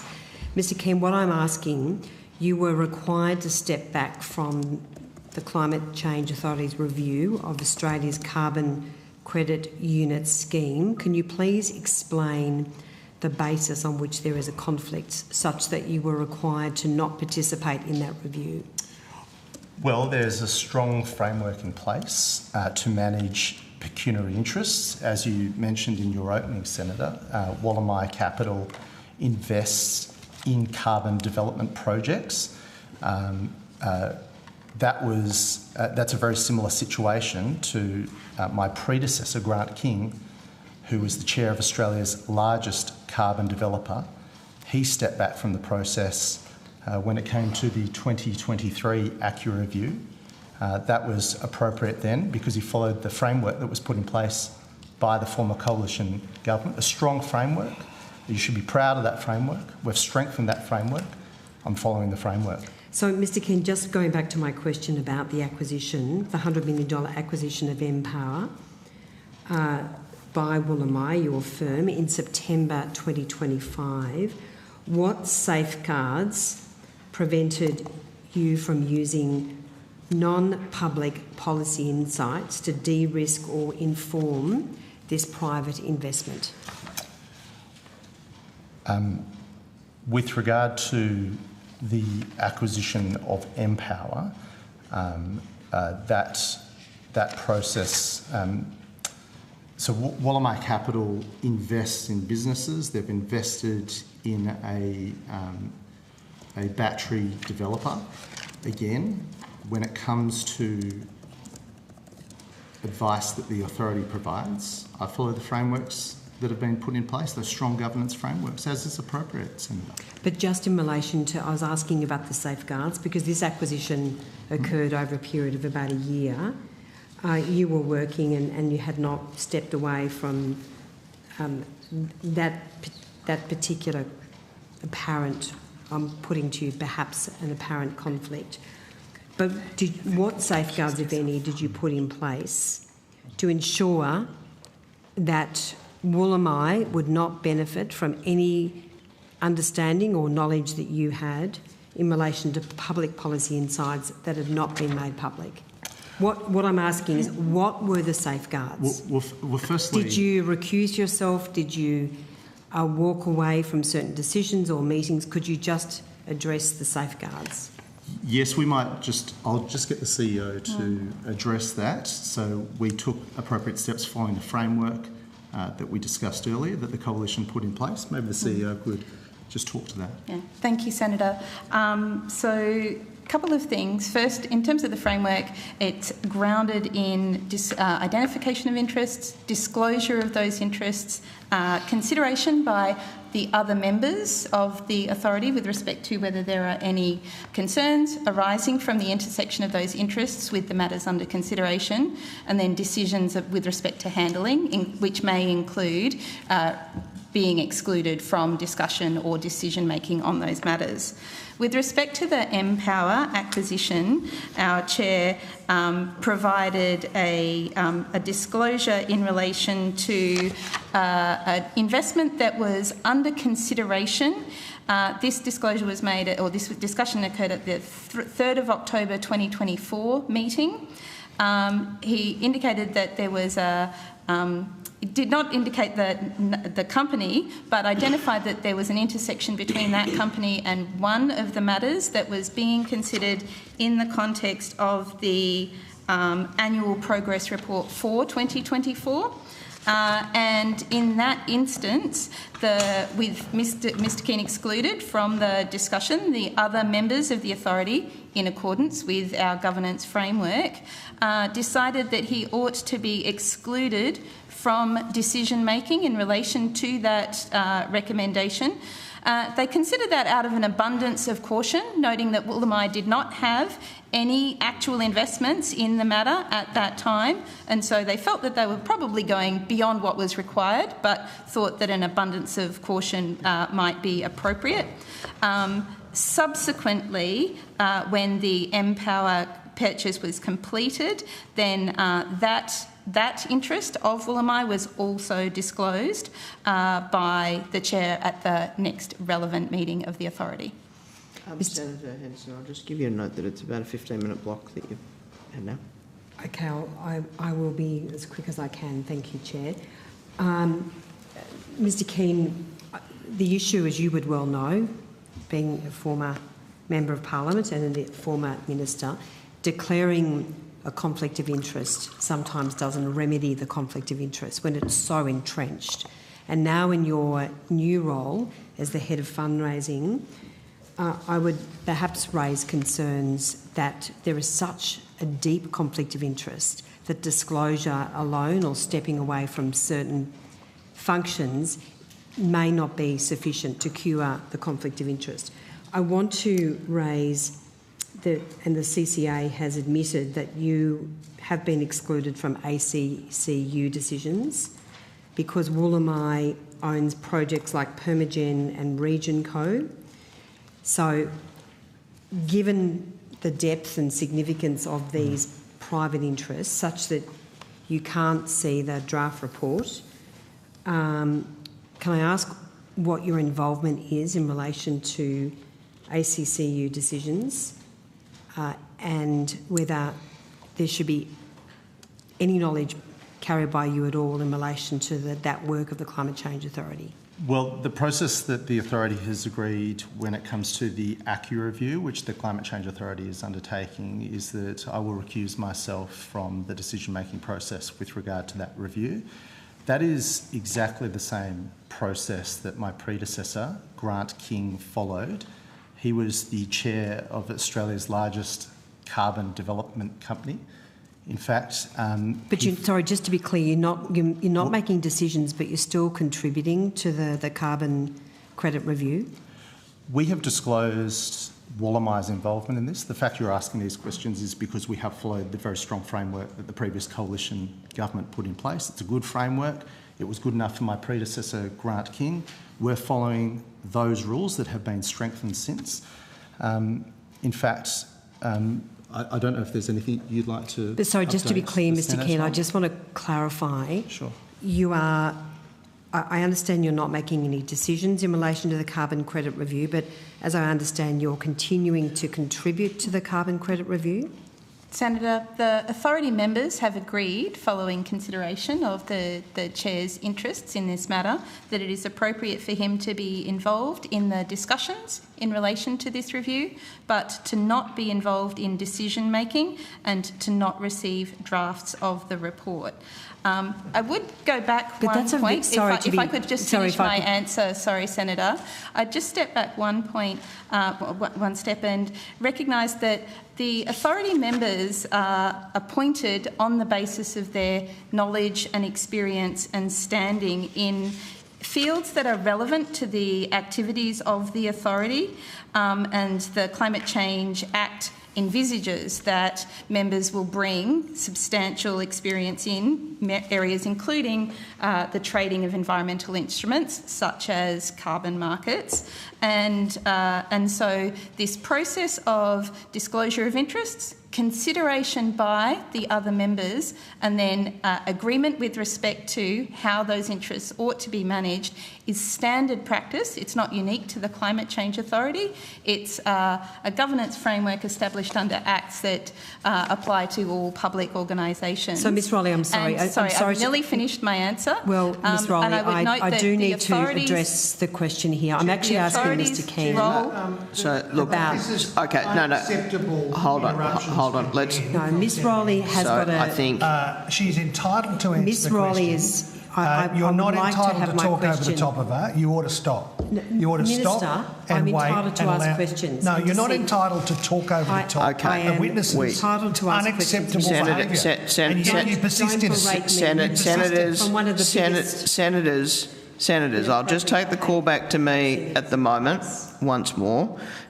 We are nearly at the end of what is a long day. I will observe that Ms Rowley would have finished her answer by now if we hadn't got into this. So, Ms Rowley, if you'll finish your answer, and then Senator Henderson, you'll have a chance to ask a question. Thank you, Chair. I was just going to note that as an advisory body on climate policy, all of the CCA's work is public. It undergoes public consultation, and the advice that we provide to government is also in the public domain. The authority conducts no, or administers no grants programs, administers no funding, and has no regulatory functions. And so in terms of the nature of the conflict that arises, that is also a matter that is considered by authority members in determining what is an appropriate handling for the identified interest. Thanks, Ms Riley. Thank you. I want to specifically address this question to Mr Keane because it goes to your dual role, Mr Keane. My concern is you're not making decisions in relation to the carbon credit review, but you are contributing, and therefore I would put to you that you are still able to influence the discussion, influence the way this review might go. Surely I might just intervene. Like, so honestly, Mr Keane is not able to answer this question, Minister? I'm going to intervene. Are you running a bit of a protection racket for him? Well, this is the lamest smear job It's not a smear I have job. seen. It's not a smear job. That's ridiculous. From somebody who... But the point of these things is what you've got to do. You know what, Mr. Is you've got to ask Minister? a series of questions that gets you to a point. Hold on. Okay, Before you do the sort of lame smear job. Okay, Now, hold on. Minister, Hold on now. Before we... Senators, please come to order. Don't bully. No, Senator Henderson, when I call you to order, that means you too, not just the Minister, not just the other senators. We have gone down this road on a number of times today, and each time I've endeavoured to pull us back. So, what we are going to do here, in the limited time we have left, is to focus on questions and answers.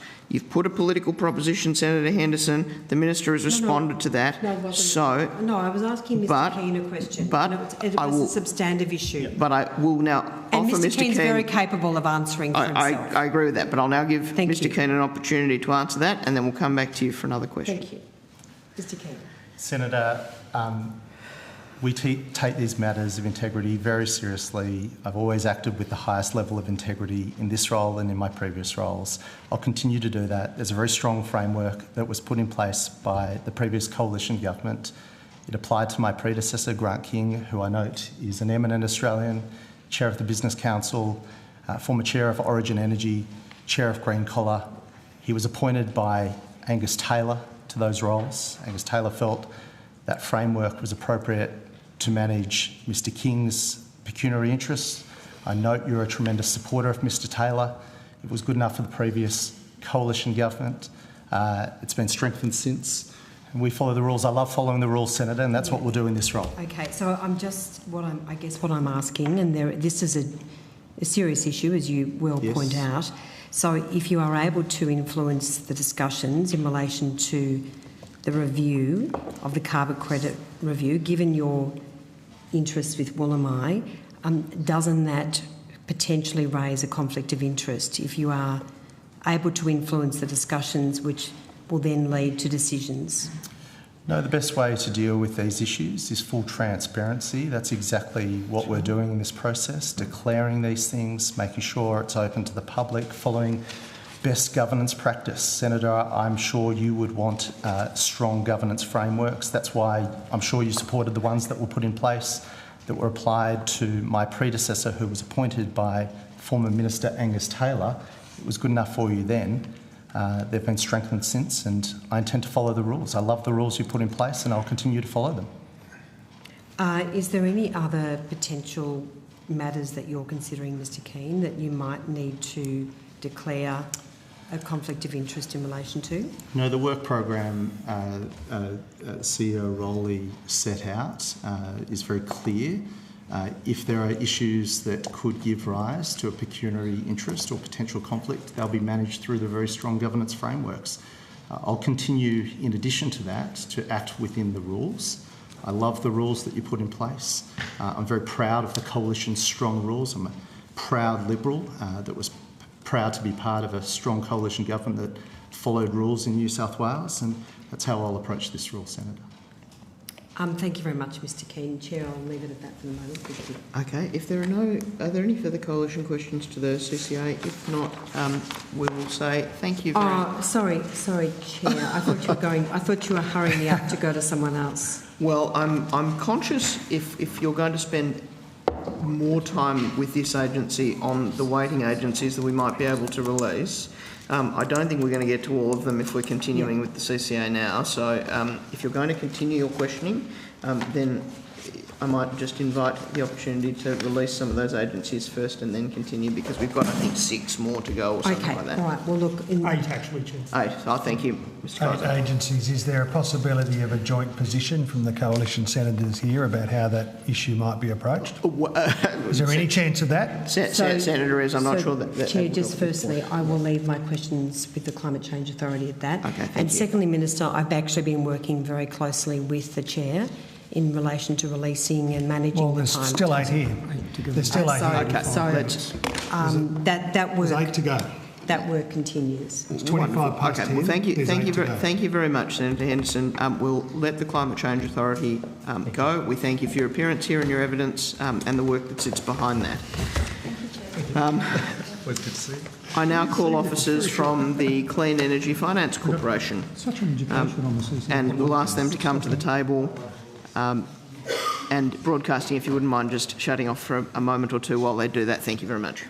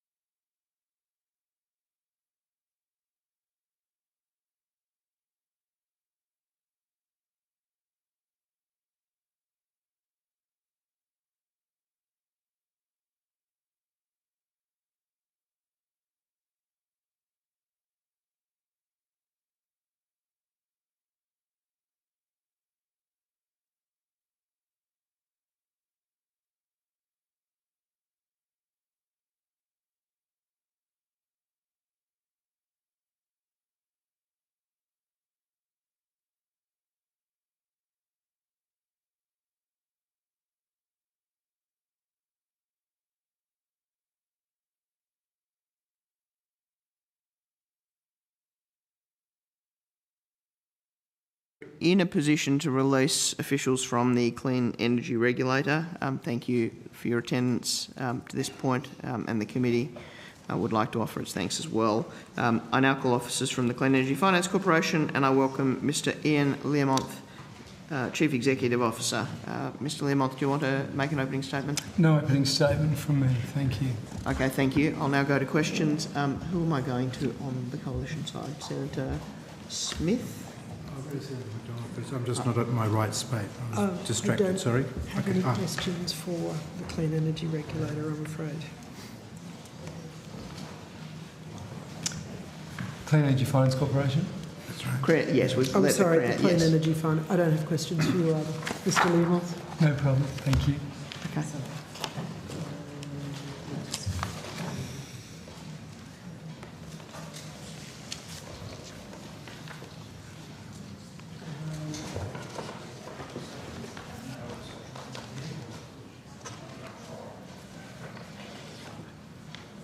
So, good afternoon, good evening, I should say. Good evening. I just wanted to ask about the CEFC subsidy of electric vehicle purchases. What can you tell the committee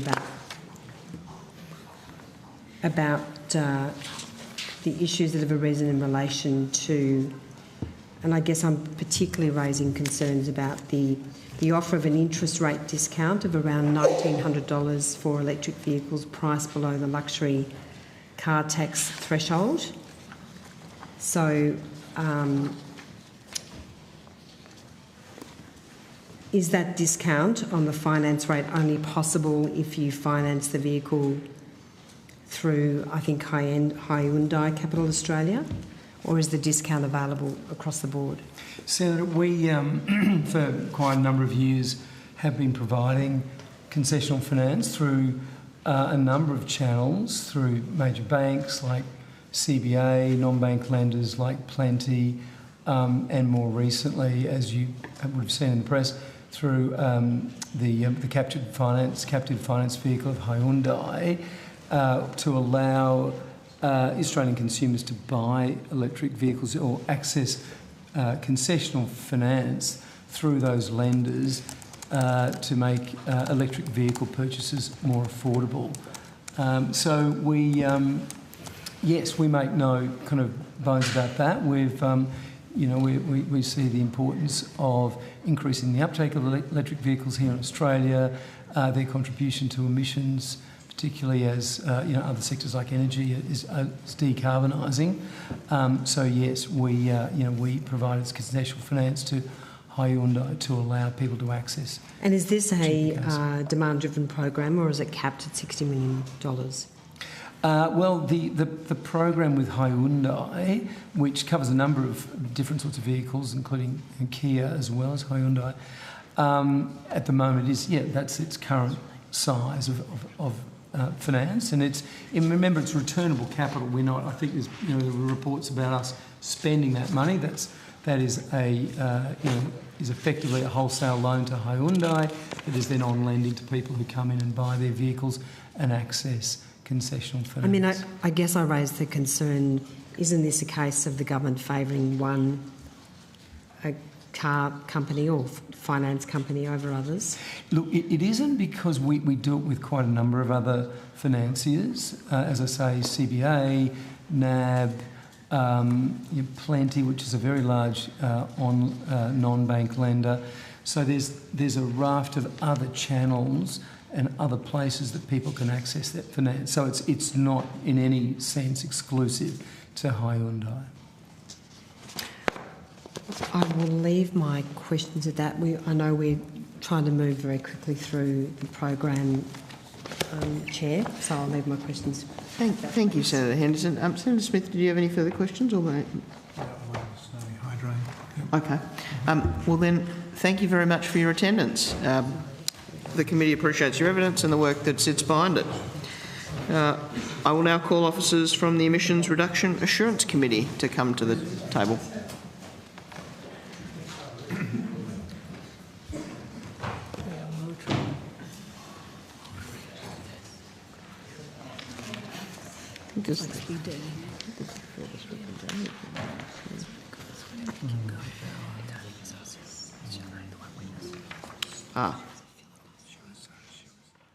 Wonderful. Sorry, I said officers, but oh no, there are officers.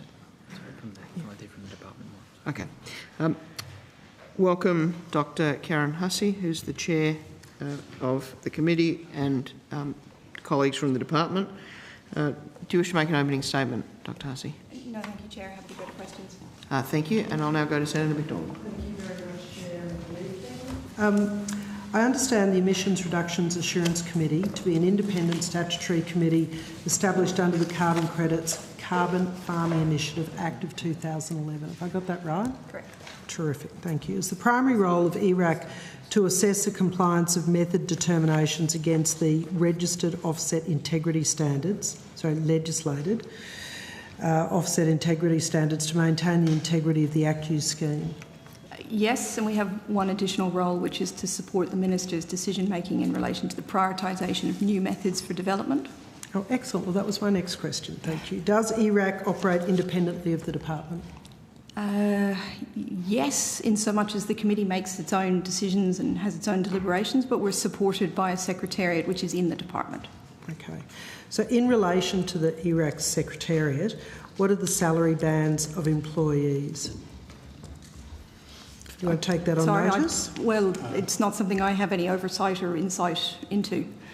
Senator Matt Searson, I'm the branch head of the Emissions Reduction Assurance Committee Secretariat in the department. Mm-hmm. We have a range of officers working in the Secretariat, around 13 people. I can take on notice the information you've requested around salaries. Thank you. What is the status of the employees? Are they contractors or public servants? All staff within the Secretariat are employees of the department. Thank you. How many full-time and part-time employees are there, and what is the full-time equivalent? It's around 13 people. The full-time equivalent, I'd have to take on notice. It would be probably around 10 or 11. Thank you. And that's split between full-time and part-time, please.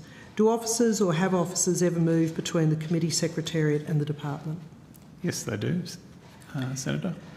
Would you? The committee secretariat is part of the department. I understand, but I'm just trying to get a picture of just how integrated they are in the department, or how standalone for this independence piece. Thank you. So if I could get some detail on how often that occurs and... We're very happy to take that on notice, Senator, but just to reiterate Secretary Kaiser's point, the Secretariat are public servant officials. They are part of the department. They play a role to support the independent ERAC. It is the ERAC that is independent of the department. The Secretariats are officials. I think, the officials can provide what is useful later on, but I think what you'll find is they are the Secretariat is department staff within the department who are allocated by the department from time to time as the department sees fit. It's a department secretariat for an independent committee. So there are no contractors then used in this section, the Secretariat, so they're not... No contractors working in the Secretariat. Did a suspension of the beef cattle herd methodology follow a periodic review by ERAC, which was announced on the 19th of December 2024? Yes. Can you confirm pastoral industry identified weaknesses in that review, and what were they? So the pastoral industry felt that we hadn't relied enough on the lived experience, if you like, of the industry itself in the application of the method. So we suspended the method, I think you said the 19th, I thought it was the 17th, but we can check that, of December, which is an opportunity under the Act for a method to be paused. And in the process of that pause occurring, we have the opportunity to dig in with a little bit more detail to find out whether or not our concerns about non-compliance with the offset's integrity standards are justified. To cut a long story short, we worked very closely with the industry in that sort of suspension period to gather more information and more evidence in relation to the method's compliance with the standards. We landed in exactly the same spot, which was that it's now expired, as you know, but that it was not compliant with one or more than the offset's integrity standards. But we did use that period to dig into the additionality of the method, which we had felt was uncertain when we originally suspended the method. And by the time we got to the end of that additional period, 6-7 months later, we had not reversed it, but we had moved from uncertain to being, we think it continues to comply with the additionality standard.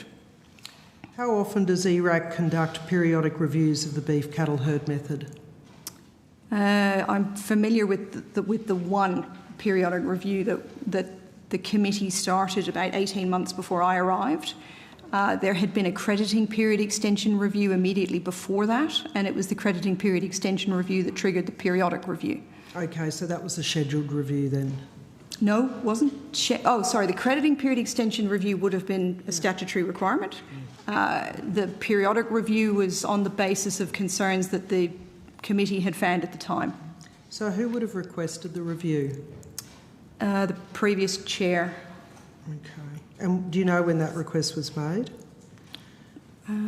It was March or April 2023 from memory, but we might have to, that was before my time, Senator, so I would take that on need notice, to go back please. to the Secretariat. Do you know if a deadline was put on the review?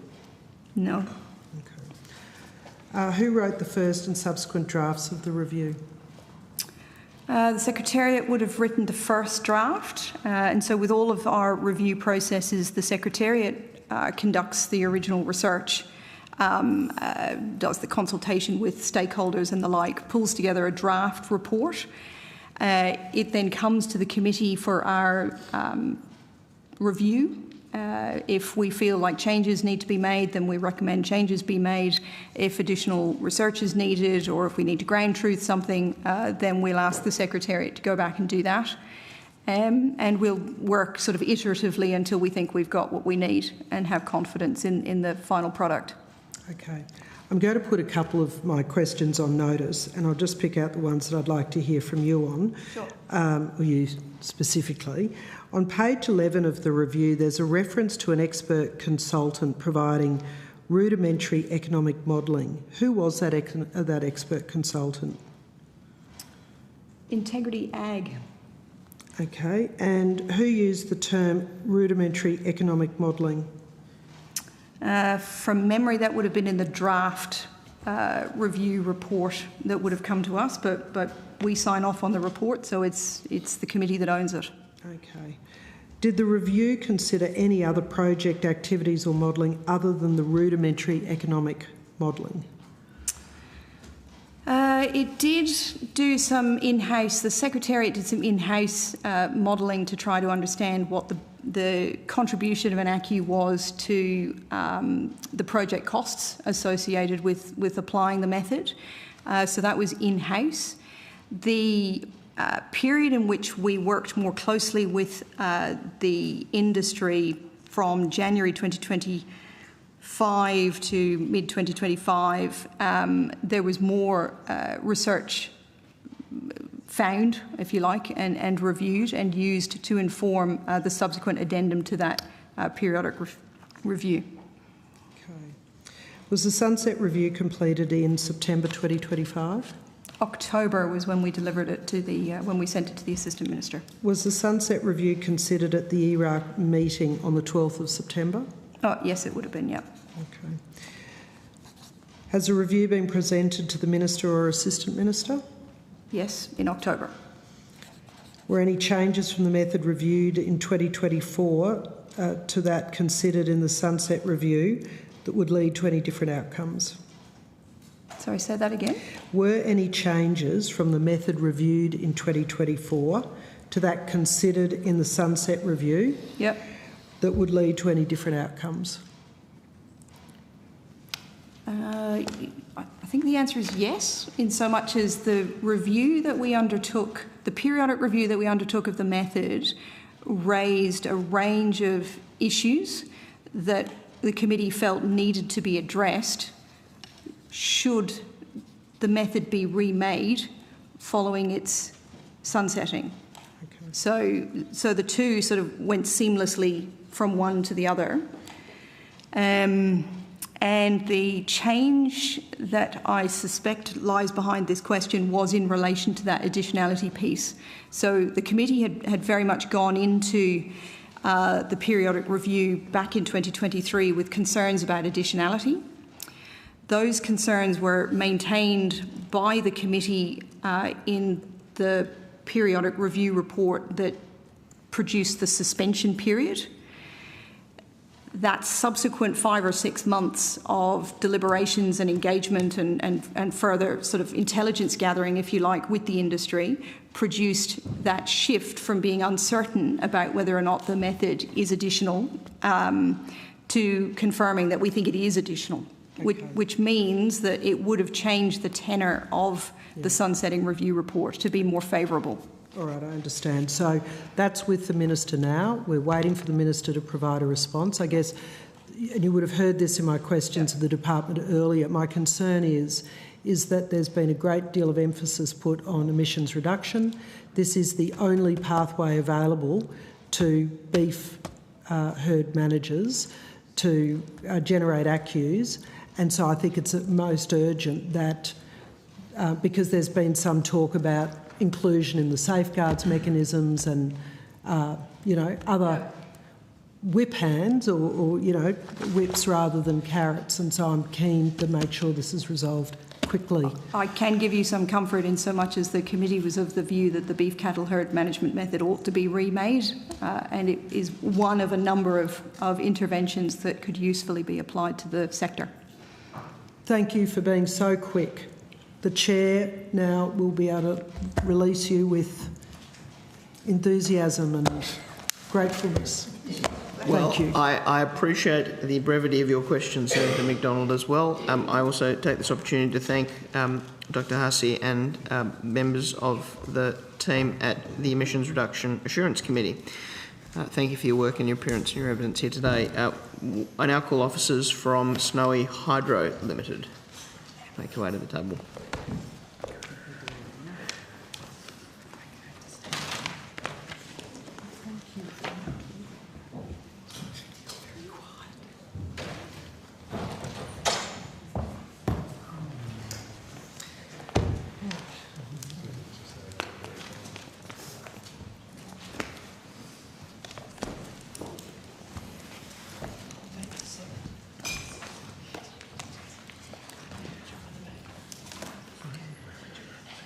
Okay.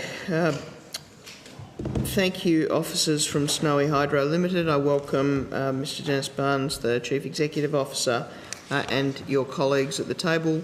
Mr Barnes, do you wish to make an opening statement? Given the time, I'll decline today. Okay. Thank you, Mr Barnes.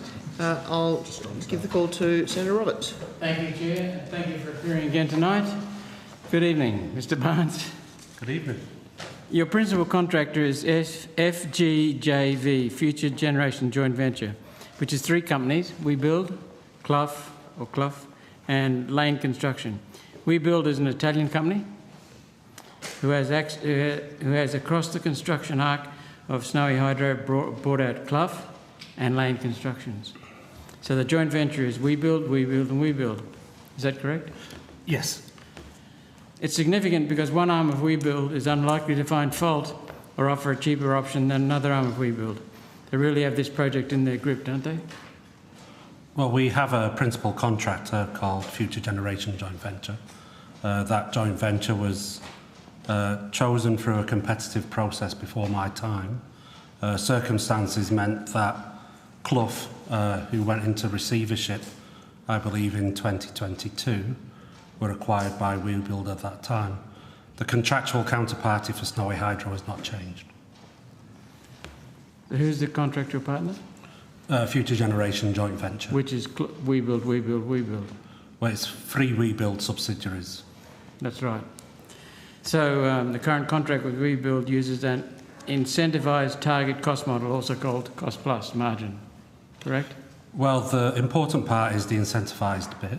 There are elements of the project which are more complex and challenging, which are on a cost recovery basis, but there's a large proportion of the contract where the contractor, Future Generation Joint Venture, is incentivised to do a better job on time and cost, and if they don't, then they suffer some penalties. But essentially it's cost plus margin.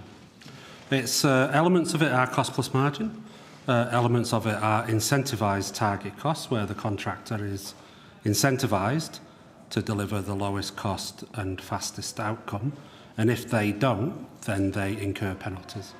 Well, being cost plus, the higher the cost, the more money the contractor makes through the plus margin part.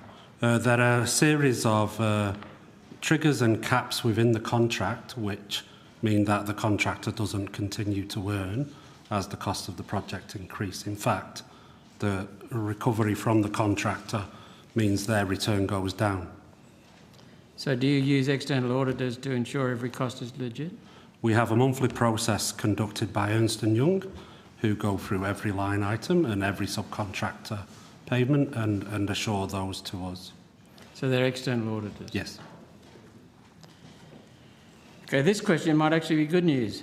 How many apprentices and trainees are working on Snowy Hydro? I understand you have a school-based apprenticeship and traineeships program. I mean, I think the round number, and we can provide the detail, on Snowy Hydro as opposed to Snowy 2, is we would have more than 40 people in what we call development programs, and that's apprentices, vacation students, graduates, so across that spectrum. We can provide the detail. We do produce a report each year with that in, but happy to provide that. Because One Nation believes very much in apprenticeships. They used to be a fantastic system. They've been I'm a killed product off. of an apprenticeship myself, Senator. Okay. Last question. Minister, without reflecting on the performance of Mr Barnes, who is making good progress, you understand the taxpayers are annoyed the cost just keeps going up and up under the current model. It started without an open business case, cost-benefit analysis. Costs will continue to go up through 2028. Is that correct? Yes, I think this was a project that was commenced under the Turnbull government. Turnbull government when Mr Joyce was the Deputy Prime Minister. And Mr Joyce and that government announced the program. A little bit like some of the dam projects that Mr Joyce constantly talks about. I think he said he was going to deliver 100 dams during the life of the Abbott Morrison-Turnbull catastrophe and delivered one. Which one was that? I don't know, but one out of 100, 1%. A lot of talk, not much water. He found it very frustrating, didn't he? Well, he wasn't much good. Snowy 2.0, I think the assessment that was made was that the cost escalation is partly due to what was described as design immaturity at final investment decision, and site conditions and geology, which should have been known at the time. Now, unlike Mr Joyce and Mr Turnbull and Mr Morrison and Mr Taylor, all these characters, we haven't covered up. Well, I'm only pointing at the people who are responsible. I don't know about maybe. Certainly Mr Joyce at the heart of this freewheeling catastrophe. We haven't covered up the costs and we haven't covered up the delays. What we've done is, as a government, worked with Mr Barnes and the team to make sure that this nation-building project gets back on track.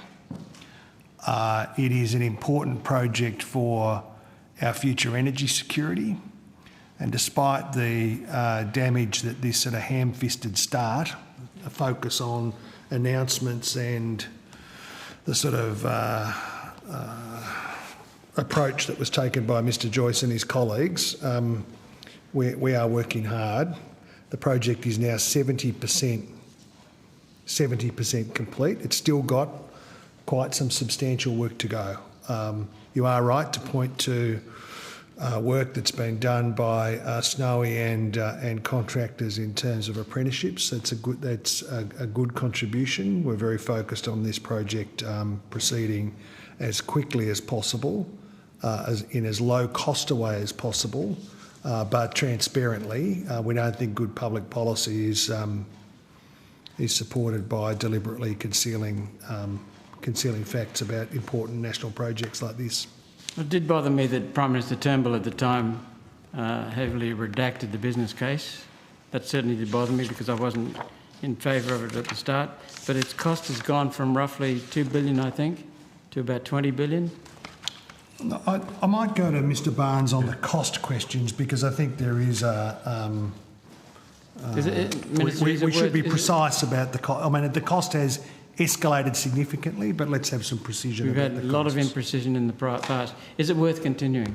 So the cost approval that was budgeted was $5.9 billion, and the project reset that we concluded in 2023 was $12 billion.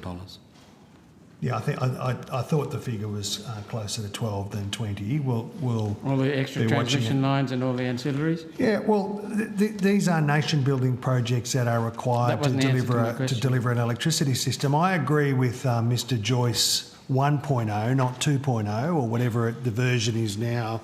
He said in 2020, the federal government has delivered millions of dollars of investment already for renewable energy generation right here on our doorstep in places like Inverell and Glen Innes, Mr Joyce said. He's had the courage to admit his mistakes. He went on to say, we've made massive investments in the New England. I'm passionate about this because it's where I come from. We've made massive investments in the New England into renewable energy. In fact, we're one of the biggest renewable energy hubs in Australia, said Mr Joyce. Just like Inland Rail, he went on to say. Others talked about it for years, and I made sure it happened. I made sure it happened, is what Mr Joyce said. And he now has the courage to admit his folly. He then went on to say in 2021, in the long term, we understand that there may be a transition to other fuel sources, and we've got to make sure that we're also part of that transition, something his constituents agree with.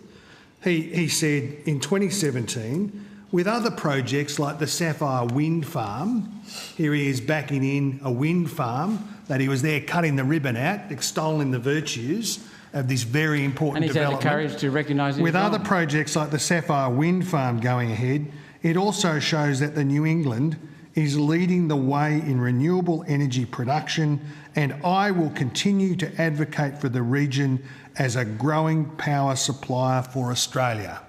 Before his decline to where he's got to now, he said some quite common sense things, this bloke. Well, at least he's got the strength of character to admit he was wrong. Well, he's a long way away. That's something that you haven't done despite the rising cost of electricity. He's a long way from common sense now. Senators, thank you for that exchange. Senator Roberts, I will have to wind you up. I'll finish my question. Thank you very much. Senator Smith. Thank you very much. I thought I might just echo Senator Ayres' commitment to not covering up costs and the need for precision. I'm just curious to know, what is the total cost of the EBA that was signed in mid-September? I mean, the total cost of that will be part of the line-by-line cost reassessment that we're currently concluding. The rates applicable to that EBA are as described in the Fair Work Commission report on it. But obviously you've got a times rate by quantity, and we're yet to complete that work. So in all the various iterations in regards to the EBA negotiations, you didn't think to do a cost estimate or a budget estimate of what those various EBA iterations might look like? Certainly, first thing to note is that Snowy Hydro are not the employer of the workers covered by the EBA. That's a company called SC Hydro, which is a subsidiary of the Future Generation joint venture. Clearly, the process, which was not that protracted, we have some involvement in, but as the employer, Future Generation joint venture, are the ones responsible for concluding the EBA. So what is your level of awareness in regards to what is the total cost of the EBA? As I say, we're conducting a line-by-line cost reassessment, which will take that into account. But that was the excuse that was given at the last estimates. And in October, we said it would take up to 9 months, and that takes you to June. And you don't have any level of awareness in terms of what the range might be of that EBA I think it's appropriate for the line-by-line cost reassessment to complete. And when does that line-by-line assessment completed? We've committed to no later than 9 months from October, so June this year.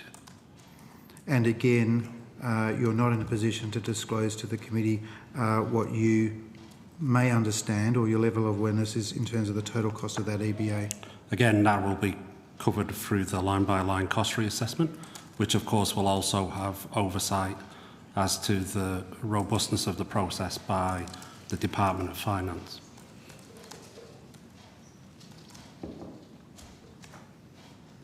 Thank you. Thank you, Senators. I will say thank you to Snowy Hydro Limited and the staff for your attendance here, your evidence and your work to this point. We've got 4 minutes left. I mean, I can technically... Okay. No, that's okay. Just continuing, if I may, Minister Ayres, does the department have any level of awareness about what the cost of that EBA may be over 1 year, 2 years, 3 years or 4 years? I don't think we have anything to add to what the CEO said. We're not in possession of any level of information that's beyond his. You don't need to take that on notice. You have no information? No. Okay, thank you. Thank you very much. Okay, well, very quickly, I now call officers from the Australian Energy Regulator.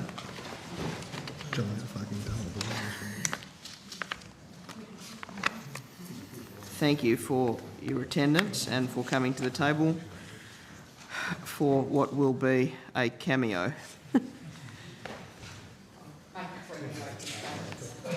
I'm glad there's still an opportunity for levity at this time of evening. Okay.